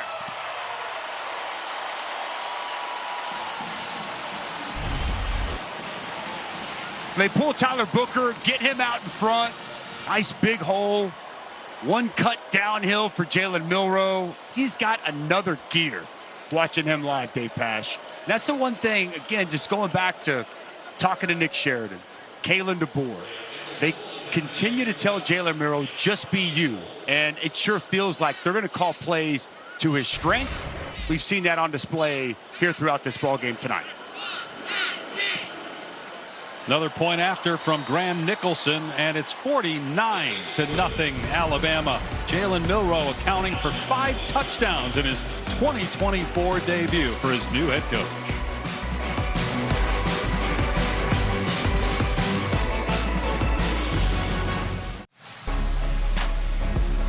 Nick Saban retired on January 10th, the greatest of all time. Almost 300 career wins in 28 years, including his time at LSU, won a championship there. Michigan State prior to that. 4 Heisman Trophy winners. Won 8 of his 12 conference championships at Alabama, including the SEC title last year. 7 total national championships, 6 at Alabama. And think about it, when he took over, Mike Shula was the prior coach, and in 4 years, Shula went 26-23. And Coach Saban now a part of our College Game Day crew here tonight. The field will be dedicated, named after him next week here for the South Florida game. But that first year, 2007, they were 7-6. Took a couple years, and then they won a championship, and then they won another one, and another one, and just kept rolling. And every other year was a championship. And I get that, you know, Georgia has won a couple recently. But Nick Saban was 5-1 right. against Kirby Smart, who used to coach for him here. And they are the reigning SEC champions as they took him down last year in Atlanta. He is the greatest, in my estimation, of all time. The level of consistency. You gave a stat earlier. Alabama comes in ranked 5th in the AP poll in the preseason. That's the highest they've been ranked, the lowest they've been ranked since 2009. I mean, just every single year, from the way they've recruited to the domination on the field, unlike anything we've ever seen, especially in the modern era of college football. And he just smiled more in the 30 seconds we were shooting him there than he probably smiled in 17 years on the field here as the head coach. Was always all business, never satisfied. He'd win a championship. Yep. He'd be done and saying, okay, let's move on to next year. We got to start thinking about next year. And amazing what he accomplished here in Tuscaloosa as we check in with Taylor. And I think the players have so much respect for what he accomplished, but now they have to move forward. And they said their favorite thing about Kalen DeBoer is how he came in and immediately said, I want to continue the Alabama standard, not trying to change too much, has his own spin on things, but he has so much respect. And having the wherewithal to follow a coach like Saban and not flinch is something that's certainly impressed this group about what Kalen DeBoer has brought so far, to follow a guy like Nick Saban. DeBoer and Saban talk occasionally, not a ton.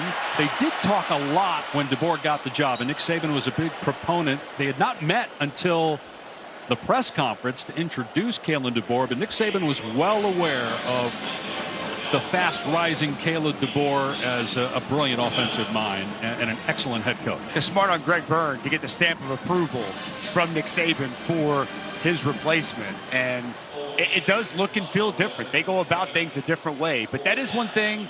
Malachi Moore said this when Kalen DeBoer got there and he talked to all the players and he got his leadership council and he brought some of the veteran guys in to ask them, you know, about the standard that Nick Saban had left, things that they wanted to keep a part of it. Now, he's made some different things, but he's also kept a lot of the things the same, as Taylor talked about, and I think it only sets you up to have success immediately here in this opening season for Kalen DeBoer.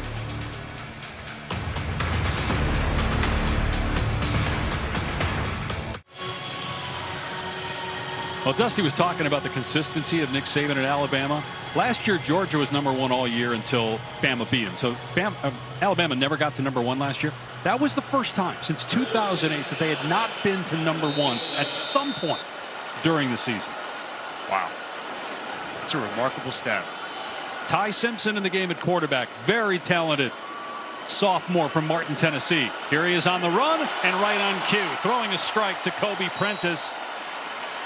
And a gain of about 15. Nice shot filling this pressure by Ty Simpson. Free hitter comes inside. He just moves to his right. Under control. Finds an open Kobe Prentice. Nice strike. Now Daniel Hill in the game at running back gets the carry. Simpson last year played in 6 games, threw 20 passes, had a couple rushing touchdowns, redshirted after playing 4 games 2 years ago. Big time recruit though, coming out of Westview High School.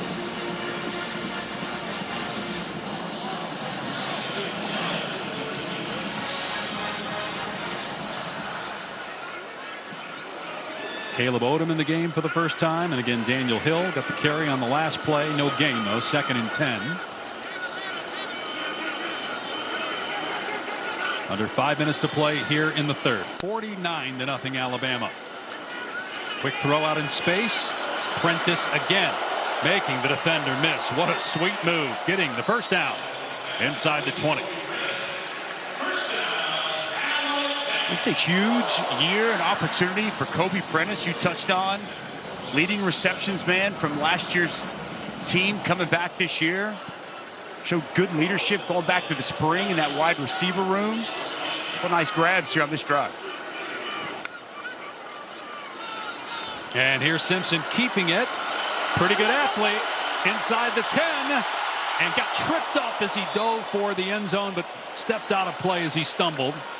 Had Emmanuel Henderson out there blocking for him. Gain of 15. One thing I want to pay attention to here, the receiver blocking on the perimeter. Multiple good blocks by receivers outside. Henderson with a good block. Kobe Prentice with a good block. That was a staple of what Washington did under Kalen DeBoer. Nice job out there on the perimeter by those receivers. Hill straight ahead down to about the 1-yard line.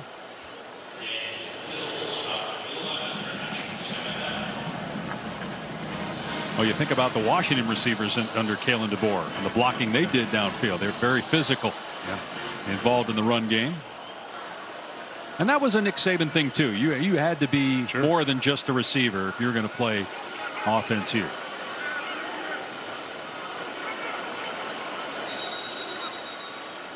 And a timeout called.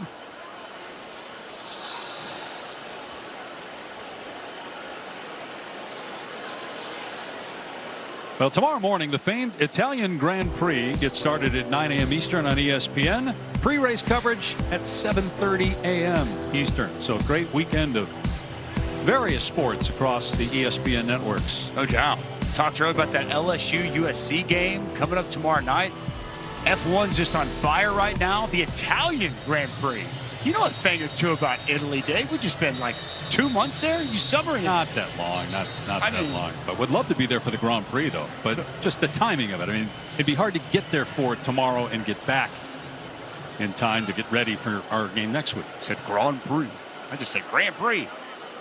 Tell your Italian native. No, I think that's how you're supposed to say it wherever you're from. Grand Prix. Oh, is that okay? Correct. Thank you for the lesson. 2nd and goal for Simpson. Hill runs into an offensive lineman, but keeps the feet moving. Waiting for the signal. In. Touchdown, Alabama. 55-0.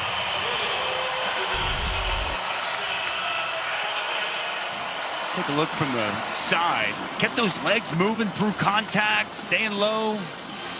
Tough to tell. You see the knee go down. Where was that ball right when the knee hits the ground?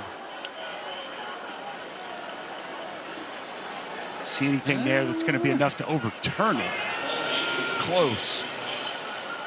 Yeah, hard to tell if he stretched out after. Knee down. Where's the ball?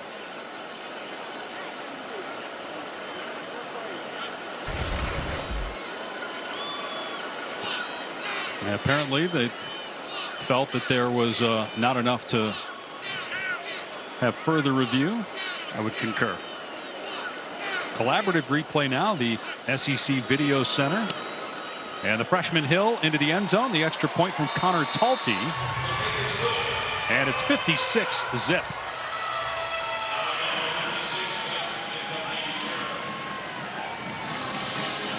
All right, the Taco Bell Live Más student section all season long. Student sections across the country are competing to be the Taco Bell Live Más student section of the year. Download the Taco Bell app to learn more. It was a rain-soaked student section earlier. The Walk of Champions, which is obviously tradition here in Tuscaloosa. Under Nick Saban, it would be 2 hours before. Under Kalen, DeBoer moved it to 2.5 hours before. One of the players here earlier. And almost didn't happen today because torrential downpour for about an hour and a half. But they actually got it in at the last second. Not much went as planned for Kalen DeBoer in his debut between the weather and some lightning. Again, that was about 2-3 hours before kickoff. And then we had a 6-minute delay after kickoff because the communication devices were not working. So coaches couldn't talk to coaches. Coaches couldn't talk to players over the headsets. What has gone to plan? The scoreboard.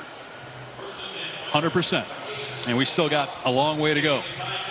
SEC football final is back for another season. The crew will take you through the biggest stories of the day and break down all the games tonight at 11 Eastern, 10 Central. About an hour from now, over on the SEC Network and the ESPN app. Georgia, that second half today, boy, did they look good. They look like the #1 team in college football. Can we give a shout out to Vanderbilt? How about that win today over Virginia Tech? Huge for Clark Lee and the Commodores. And the fact they blew the big lead, yet fought through it and ended up winning the game. I mean, a lot of people thought Virginia Tech was going to challenge for the ACC title and still might, so huge win for Vanderbilt. Some people, and some that we might be throwing to back in studio, picked them to win the ACC. Who was that? No names. I'm just saying some people, maybe. But you did not. I did not. Did you have Clemson winning the ACC championship? Maybe I did. How do you feel about that prediction right now? Well, there's a long way to go, but that offense struggled. Give Georgia's defense a lot of credit. We did not see that step in the right direction from Kate Klubnik, Garrett Riley, year 2 together that I was expecting. And I tell you, boy, what Miami did today going into Gainesville, the Cam Ward era is off and running. They were, as advertised, a lot of those new pieces there on both the offense and the defense. Impressive win for Mario Cristobal. They feel like, as we sit here right now, the top team in the ACC. 41-17, the final in Gainesville. Jump ball downfield, and it's broken up. What a nice play by Deshaun Jones. They were not sure he was going to play. He's been battling a hamstring injury. Wake Forest transfer, speaking of the ACC. Nicely done there to force a punt. It's good positioning, create that pass breakup. We've seen this defense all throughout the course of this game. Give a little bit, but find a way to get stops. And now once they've really dug their heels in, as the offense has found its stride, as has the defense. Western Kentucky hasn't gotten much in a while. Great punt, though, by Maynard. Fair catch made from Mbakwe. Let's take a look at this week's college football rankings, brought to you by Allstate. And you already hit on some of these scores. Oregon right now up 14-0 over Idaho. Fresno State kind of hanging around. Wow. And A&M and Notre Dame tied at 6 in College Station. Knockdown, drag out. You kind of thought it would be two good defenses there at College Station. The Mike Elko era underway. Riley Leonard there at Notre Dame. Connor Wigman. I'm surprised at that Michigan score. Alex Orji taking over on offense. A lot of change there in Ann Arbor. Coaching staff, roster. Of course, the biggest change, Jim Harbaugh, now head coach of the Chargers. Michigan's got a big one next week. Texas going there. About a minute and a half to go here in the third quarter. Ty Simpson out there for another series. Off play action. That throw got the running back Richard Young turned around, and he could not make the catch. They're high on Richard Young. The redshirt freshman, much like a lot of this roster, very talented coming in. Going to provide excellent depth. Saw a heavy dose of Justice Haynes, Jam Miller. Expect to see that throughout the course of the season. But Richard Young, that next man up.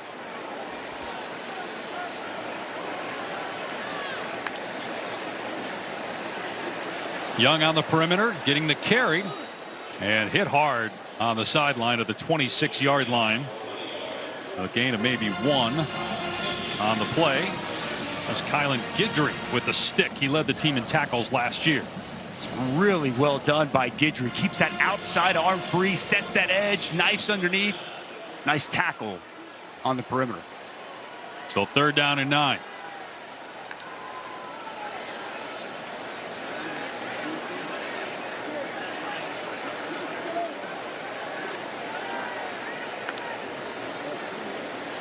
Pressure off the edge. Simpson spinning back towards it and unloads incomplete. 4th down.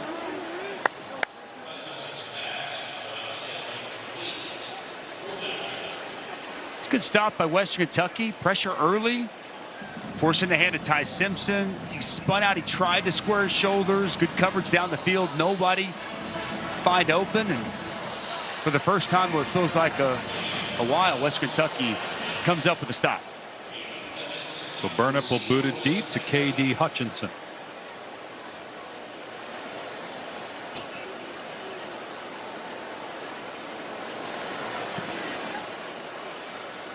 Burnip last year averaged about 48 yards per punt.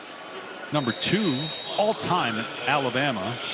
And his preseason first team all SEC. They got everything. Our Sunday night baseball matchup, series finale, Braves Phillies at Citizens Bank Park. Our coverage starts 6 Eastern. Baseball tonight, Sunday night countdown.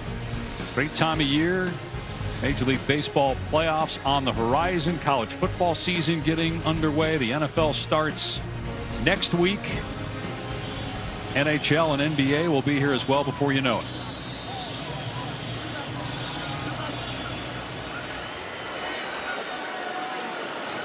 Western Kentucky's run 10 plays this quarter, and they have 0 yards, and now they have negative. Messer drilled out of bounds at about the 24-yard line by Bray Hubbard. Good job by Hubbard coming down, run support, defense up front, and forcing that out to the perimeter. Just good team defense all the way around. Nowhere to go with the football. They gave him the 26. Still a loss of 2. 2nd and 12. Final seconds here of the third quarter. They don't have to snap it, and doesn't look like they're in a rush to do so. Western Kentucky among the favorites in Conference USA, but this has not been the Hilltoppers' night. All Alabama here in Tuscaloosa. 56-0 after 3.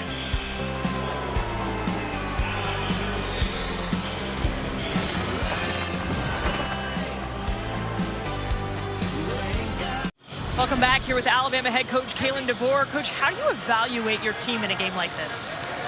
Well, you know, the moments, starting fast early in the game, when the opportunities are there, you got to go make a play. You know, a lot of guys get an opportunity to go out there and put some film on. And, you know, we're getting to know our team. And when they get a chance to get out there and make a play, you know, it's good to see it. So getting into these second guys, you know, they haven't played a lot of football. And so this is a great opportunity for them to get out there and get in the flow and get the feel of it. Thank you. Dave? Great question from Taylor. Yeah. Dusty, I mean, how really can you evaluate this? It almost feels a little bit like the spring game in terms of how much really you can gain from this tonight. Right? Well, it's tough, and I think you've got to really, as coaches, look for any single thing you can to nitpick and really coach up, because the competition's only going to get tougher week by week as they get ready for Georgia coming up week number 4. And they have to go to Madison in a couple weeks. South Florida's here next week. The game against Georgia is on September 28th at night here in Tuscaloosa, as that pass is incomplete. Alabama plays at Tennessee, Missouri home. They go to LSU. We already mentioned they go to Oklahoma and play Auburn in the Iron Bowl here in Tuscaloosa on November 30th. But this is a great opportunity, to Coach's point there, you know, guys that may not get a lot of reps to show themselves, you know, guys that have been pushing in practice to get on the field and maybe don't crack the top 2 deep, but now they get a chance to get out here, perform, and put something on tape. So it does provide a good opportunity, but true evaluation, it becomes very tough.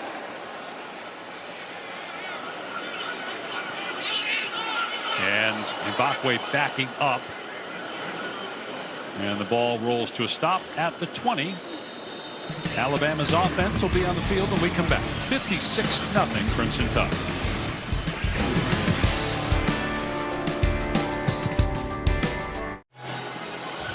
You're watching the SEC on ESPN with Dusty DeBoer, Taylor McGregor, Dave Pasch here in Tuscaloosa. Alabama getting a lot of good work for its young players. Here's the new scheduling format in the SEC, still with the 8 conference games. Now you have one opponent from a Power 4 or major independent for Alabama. It's Wisconsin. And as we mentioned earlier, first time in 33 years, no division. So the top 2 teams based on winning percentage will be in the SEC championship game. Love that, too, by the way. Makes so much sense. You want to create the best possible matchups, get your best teams in your championship games. Pretty much most of the Power 4 conferences have all moved to that. We'll see if they stick at 8 moving forward. We know for at least this year and next year, 8-game conference slate. Will they get to 9? I think the more the merrier for college football fans. The more you see these quality teams playing each other. But for now, 8's the magic number for conference games, and what a conference slate it is. Rico Scott was the intended receiver on that last play, and now it's Kevin Riley, the running back. He's the 5th back, yet you see the speed immediately, and he gets the first down. And they're bringing it back a little bit, saying he stepped out at the 30, just a yard shy. Still a 9-yard gain. It's a good job by Riley finding the perimeter. See the burst of speed as he hits the sidelines. Steps out just shy of the first down, but a nice pickup. Do you like the way they're doing that with no divisions and top 2 teams play? I think it's great. Yes, terrific. And you know, Greg Sankey had alluded to that a couple times the last few years, that you know, maybe that was the goal at some point. And as they get the first down here, great to have it in the first year of this new playoff era that you've got with the 12-team expansion. Obviously, new leadership here at Alabama with Kalen DeBoer, but talk about leadership. How about the leadership of Greg Sankey in the SEC? I mean, he's as powerful and well-respected a person as there is in college football, and he's just done a fabulous job with this league. Again, grabbing Texas and Oklahoma. Think of the interest over the years. I mean, the Pac-12 at one point Texas and Oklahoma were in discussion perhaps to go west. Obviously, we're down to the Power 4 because of what happened with the Pac-12, and then Oklahoma and Texas, probably some overtures from the Big Ten, you would imagine. So to grab those two schools, expand the SEC, bring back now the Texas A&M rivalry, the Arkansas-Texas rivalry, and start some new rivalries with that Oklahoma and some of the holdovers for the SEC. And keep that geographical footprint, too. That's the other thing. Like, I mean, when you look at the SEC, all these states are connected. It's the same geographic footprint, and a little bit of what these additions are bringing to the table. 50 conference championships, Dave. That's nothing to shake us up. Good win for Oklahoma last night. Its first SEC game, although obviously not a conference game, but first game as a member of the SEC. Texas winning big earlier today over Colorado State. They look good, too. Sark has got it going down in Austin right now. He really does. Kevin Riley brought down at the 45, 1-yard gain. There's some interesting teams really curious about this year in the SEC. Obviously, Ole Miss, people are very high on the Rebels. Can they get to the college football playoff? Can they win the league?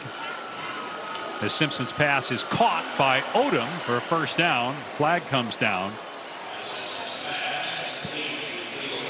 See what the penalty's about. You did the spring game, and you really liked Odom coming out of that spring game. His size and still learning how to be a receiver. Is he a tight end? Is he a receiver? But I know coming out of that spring game, you were very high on him. Yeah, the coaching staff really was talking him up. Obviously, Ryan Williams. That at that point wasn't here. The result of the play is a first down. So, penalty on the defense. And Odom was about 225, 230, and in the spring he was listed at 215. But you just see, and you and I were watching him. Yeah, I mean he looked better without pads yesterday than a lot of guys wearing pads. Just a freshman, and then you got Ryan Williams, who had touchdowns in his first 2 touches today. 17 years old, built very differently from Caleb Odom, but equally talented. Boy, Simpson takes a shot, and that's underthrown and intercepted back at the 5-yard line by Kent Robinson. Penalty marker down, though, in the backfield.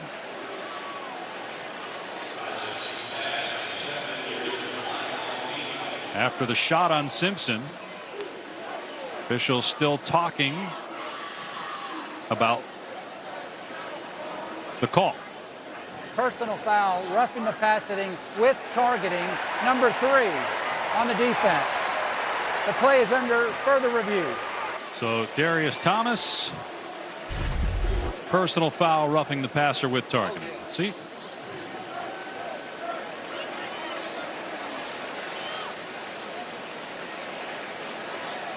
From that angle, I don't know. It looked like the initial contact goes into his chest.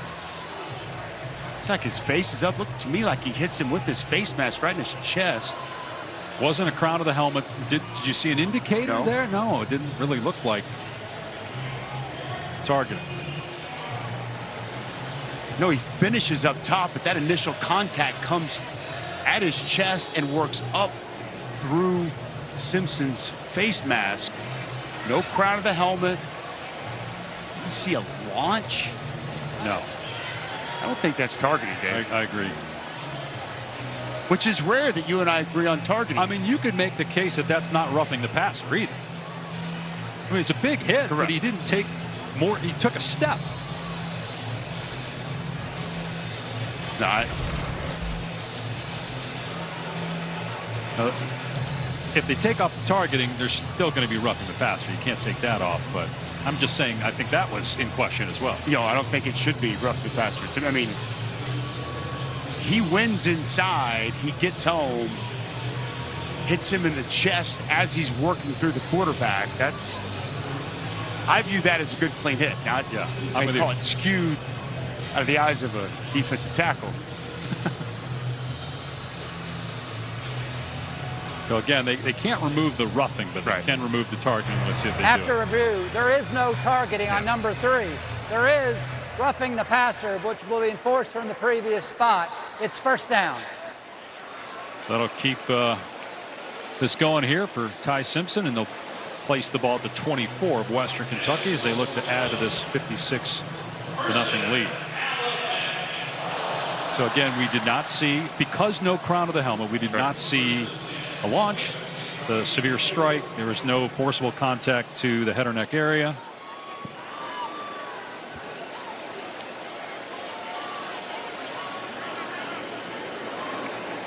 Daniel Hill back in at running back, had a touchdown in the third quarter.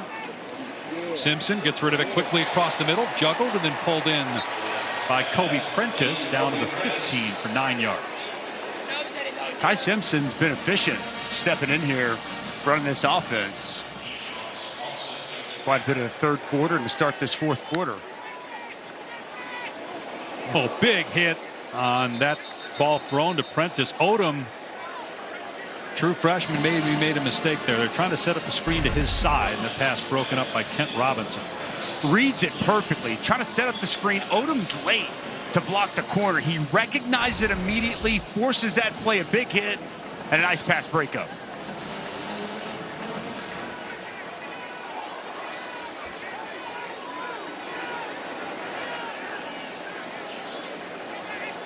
Pre-snap shifting. Stumbling, but keeping his balance is Simpson, and into the end zone for another Bama score. We mentioned Ty Simpson's an athlete, couple of rushing touchdowns last year, and one here to make it 62-0. It's a really good read by Ty Simpson. Reads the pressure coming off the edge, keeps the ball right there in that mesh. Nice job as the defender closes on the running back. He knows he can get to the perimeter, can get to the edge. Easy keep for him, and walks into the end zone for another Bama touchdown. So that's the fifth different player to have a rushing touchdown for Alabama tonight. 6 rushing touchdowns in all. 2 from Jalen Milroe, Justice Haynes, Jam Miller, Daniel Hill, each with 1, and now Ty Simpson with 1. Extra point from Talty makes it 63-0. Ty Simpson, very talented. We've seen the arm and now the legs from Simpson here in the second half.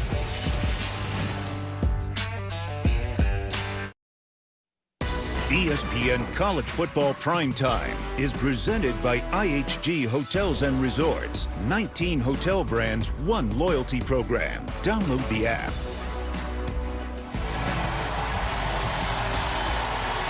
They're 2 of the greatest ever to do it. Bear Bryant, Nick Saban. And we touched on this in the open. As you look at Alabama scoring the 3rd most points in a season opener since 1933, most being 89 back in 1951. But you think of how many have taken on the mantle as a coach of trying to follow a legend like John Wooden, Bear Bryant, Vince Lombardi, Phil Jackson, Pat Summitt at Tennessee. How many have tried and have not succeeded? But Kalen DeBoer does have a history of success, including his national championship run at Washington, losing in the title game to Michigan a year ago. As we go to the studio and Matt.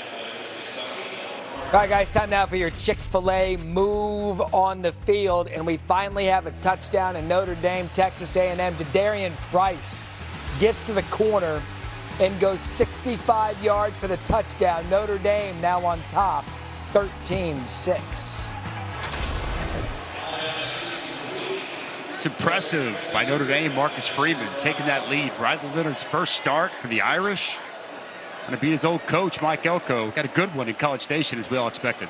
Belkamp dumps it off out to the 30-yard line. To take over for somebody like Nick Saban, you have to have the right demeanor, a balance of humility and confidence. And Kalen DeBoer has that without question. There's a lot of people, I remember when this job came up, the big talk was, who wants to take that job? Who would want to follow up Nick Saban? And we talked to Greg Byrne yesterday. That was one of the things that is really drawn to Kalen DeBoer, also amongst so many people raving about him and the success on the field. But he embraces, following Nick Saban. He embraces that, the confidence that he has and the feeling that he's going to be able to step in and do an excellent job. Few people possess that. And we spent a lot of time tonight talking about how he goes about it a different way. There's a calmness to him. There's a different feel, a different vibe around this team, a more easygoing feel, fun nature throughout that all these players talk about. And I was at practice yesterday, and I'm going to show you a clip in a second that really exudes and talks about just that. Belkamp throws and incomplete.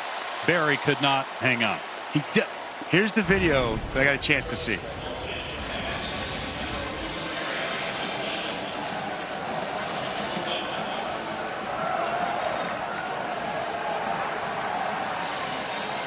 So it's tied teammates. Okay, a local child is honored each week. He started this at Washington, and being there, this is a day before a game. This is in a spring game. You see that in spring games, but brings out the young girl, and she's battling through some different things, and her favorite player is Jalen Milroe, and Jalen Milroe gets to hand her the ball, and she goes and scores a touchdown, and the players just loved it. And everyone was so loose and having a good time, and there's so many elements to that. It's also a big part that he wants these guys to understand that there's more than just about football. He told us he wants to capture the hearts and minds of his players, and I just thought it was a really special, cool moment that I had never seen on a Friday practice day before a game, and it just kind of speaks to the different atmosphere, the different culture that surrounds Kalen DeBoer, and I thought it was absolutely awesome. Taylor has more. It was so interesting, Dusty, when we were asking about it, and the first way he described it is, I want my guys to celebrate people. And what a powerful message that is. It sounds simplistic, but the way they're able to do that on a Friday before a big game, it was a really special message from my perspective. No question, and not saying Nick Saban didn't do a lot of the same things. Of course, he did, but this is something that Kalen DeBoer at practice wanted to do yesterday, and something that he's used to doing. And he does talk a lot about, I'm in the people business. I want to win. I'm here to win, but it's about the players and people. And in talking to the players, that was clear. It was a clear point that every player we met with yesterday, and we met with multiple players, made about Kalen DeBoer, that there is an emphasis on relationships with the players. Big hole here for Daniel Hill, out to the 49 for 11. And he said success starts with service. And, he talked to us about Bob Young, his former coach at Sioux Falls, and it being his why, and just talked about always having an attitude and gratitude, and just really cool to be around here the last couple of days, sit with Coach DeBoer, his players, other coaches, and even Kane Womack, who worked with him at Indiana, Nick Sheridan, just to listen to his players. They just talk about how good of a human he is, good of a person he is. Special guy. Alabama's got a special coach, and boy, they're off to a pretty special start here tonight. Dylan Lonergan, by the way, is in at quarterback, and he just handed off to Daniel Hill. Is checked back with Taylor. And I thought the other word that was described to use, Kalen, that is so on point, is steady and consistent. And when you're steady and consistent as a leader, then the people who follow you will show up to you in that same type of way. And I think that's what we're seeing very early here from Kalen, is everyone knows what to expect when they interact with him. And so therefore, the consistency and the results have followed him, especially in his previous stops. We look at the winning record and everything he's been able to do. And, it's interesting, too. You see it in sports all the time where somebody gets to a level that they haven't been before and they change. Either success gets to them or fear of failure gets to them, and they react differently to those things. But in talking with, again, so many people that have known Kalen DeBoer over the years, and some that are just getting to know him, the message is he's been the same guy. Whether it was winning at Washington or winning at Sioux Falls, same guy. Things don't change. Same every day. And that matters when you're taking on a job like this. So Dylan Lonergan is the quarterback. As we mentioned, he's back to throw here. Baseball player, played in one game last year, threw a couple passes, takes off about the 30-yard line before he scoots out of play.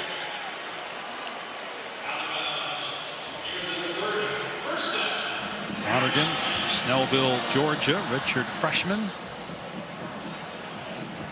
Austin Mack would be the next quarterback in if we get there, and he followed Kalen DeBoer from Washington, a 17-year-old transfer, reclassified to go to UW to play for DeBoer last year. Boy, Mack, a big quarterback, too. We saw him stand out there yesterday. He's every bit of 6'5", 6'6"-ish. Nick Sheridan had a lot of good things to say about Dylan Lonergan. You see him step in here. the third opportunity at quarterback. And here's Daniel Hill, and that's something too we have not really been able to dive into just yet. Kalen DeBoer is not calling the plays. It's Nick Sheridan that's calling the plays. And obviously DeBoer is involved, but it's an opportunity for Nick Sheridan, who was an offensive coordinator at Indiana. He was a tight ends coach there at Indiana when DeBoer was the offensive coordinator, and then took over when DeBoer moved on to be the head coach at Fresno State. And now Sheridan gets a second chance to call the offense here at Alabama.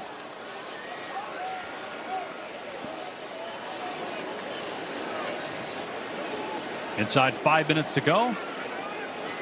Alabama up 63-0. South Florida comes to town next week. Hill pinballs off a defender down to the 24.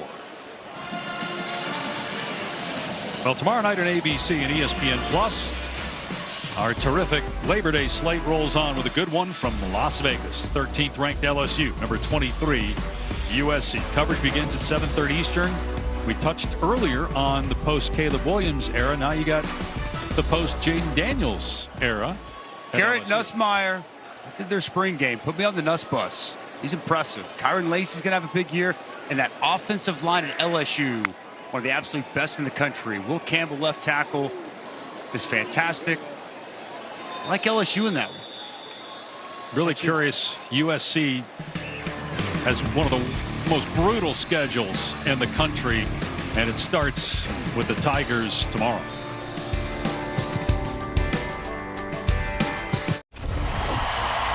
Wisconsin was in a little trouble last night, ended up pulling out the win, but obviously it's a little bit different when you're the defending champs and you're in a tight game against Fresno State. Wow. Week 1. Meanwhile, 3rd and 3.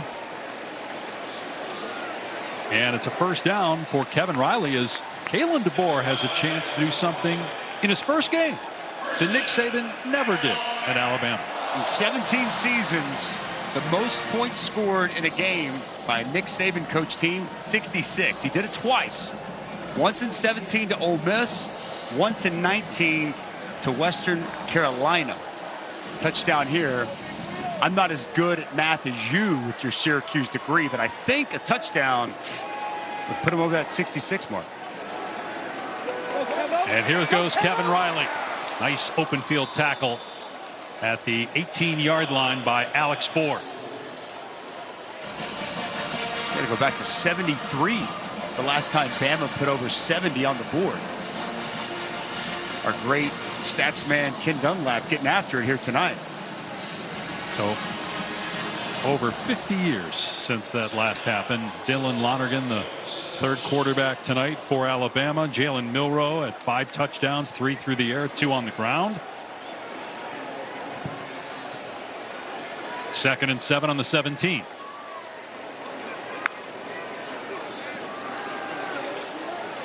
And Riley gets nailed right at the line of scrimmage by Rivera Harvey. Our final Labor Day weekend game is Monday in Tallahassee. How will Florida State respond? Will the Noles bounce back after the loss in Ireland to Georgia Tech? They host Boston College with coverage starting at 7:30 Eastern Time. Bill O'Brien, who just a couple of years ago was the offensive coordinator here. Yeah. Bryce Young was here. Now the head coach of the Eagles. Thomas Castellanos, his quarterback. Keep an eye on him. He is a problem to deal with for defenses. I think Florida State bounces back on Monday night. 2-minute timeout. 63-0 Alabama. 3rd down when we come back.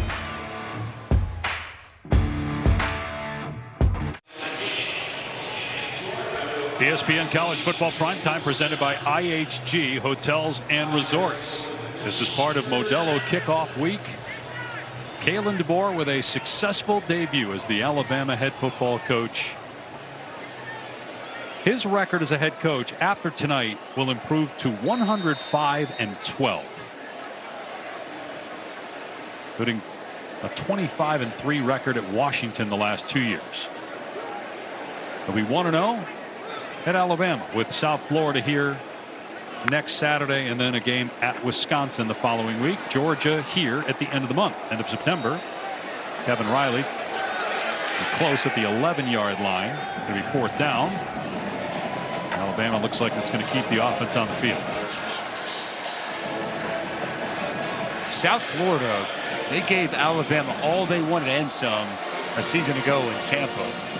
At the last game that Jalen Milroe didn't start. So I would imagine this team has a sense of we want to have a much better showing on Saturday night as they go for it on 4th down. 4th and a yard. And Lonergan going to hand it off. And Riley has the 1st down.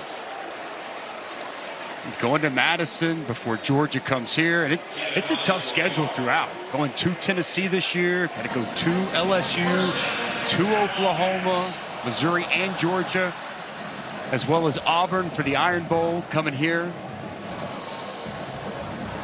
Schedule makers did not make it easy for Coach DeBoer in his first season at the helm. And the way the SEC is now, I mean, it's always been that way, but even more so with the addition of Texas and Oklahoma. I mean, there aren't many teams that can look at their schedule and say, okay, that's a win.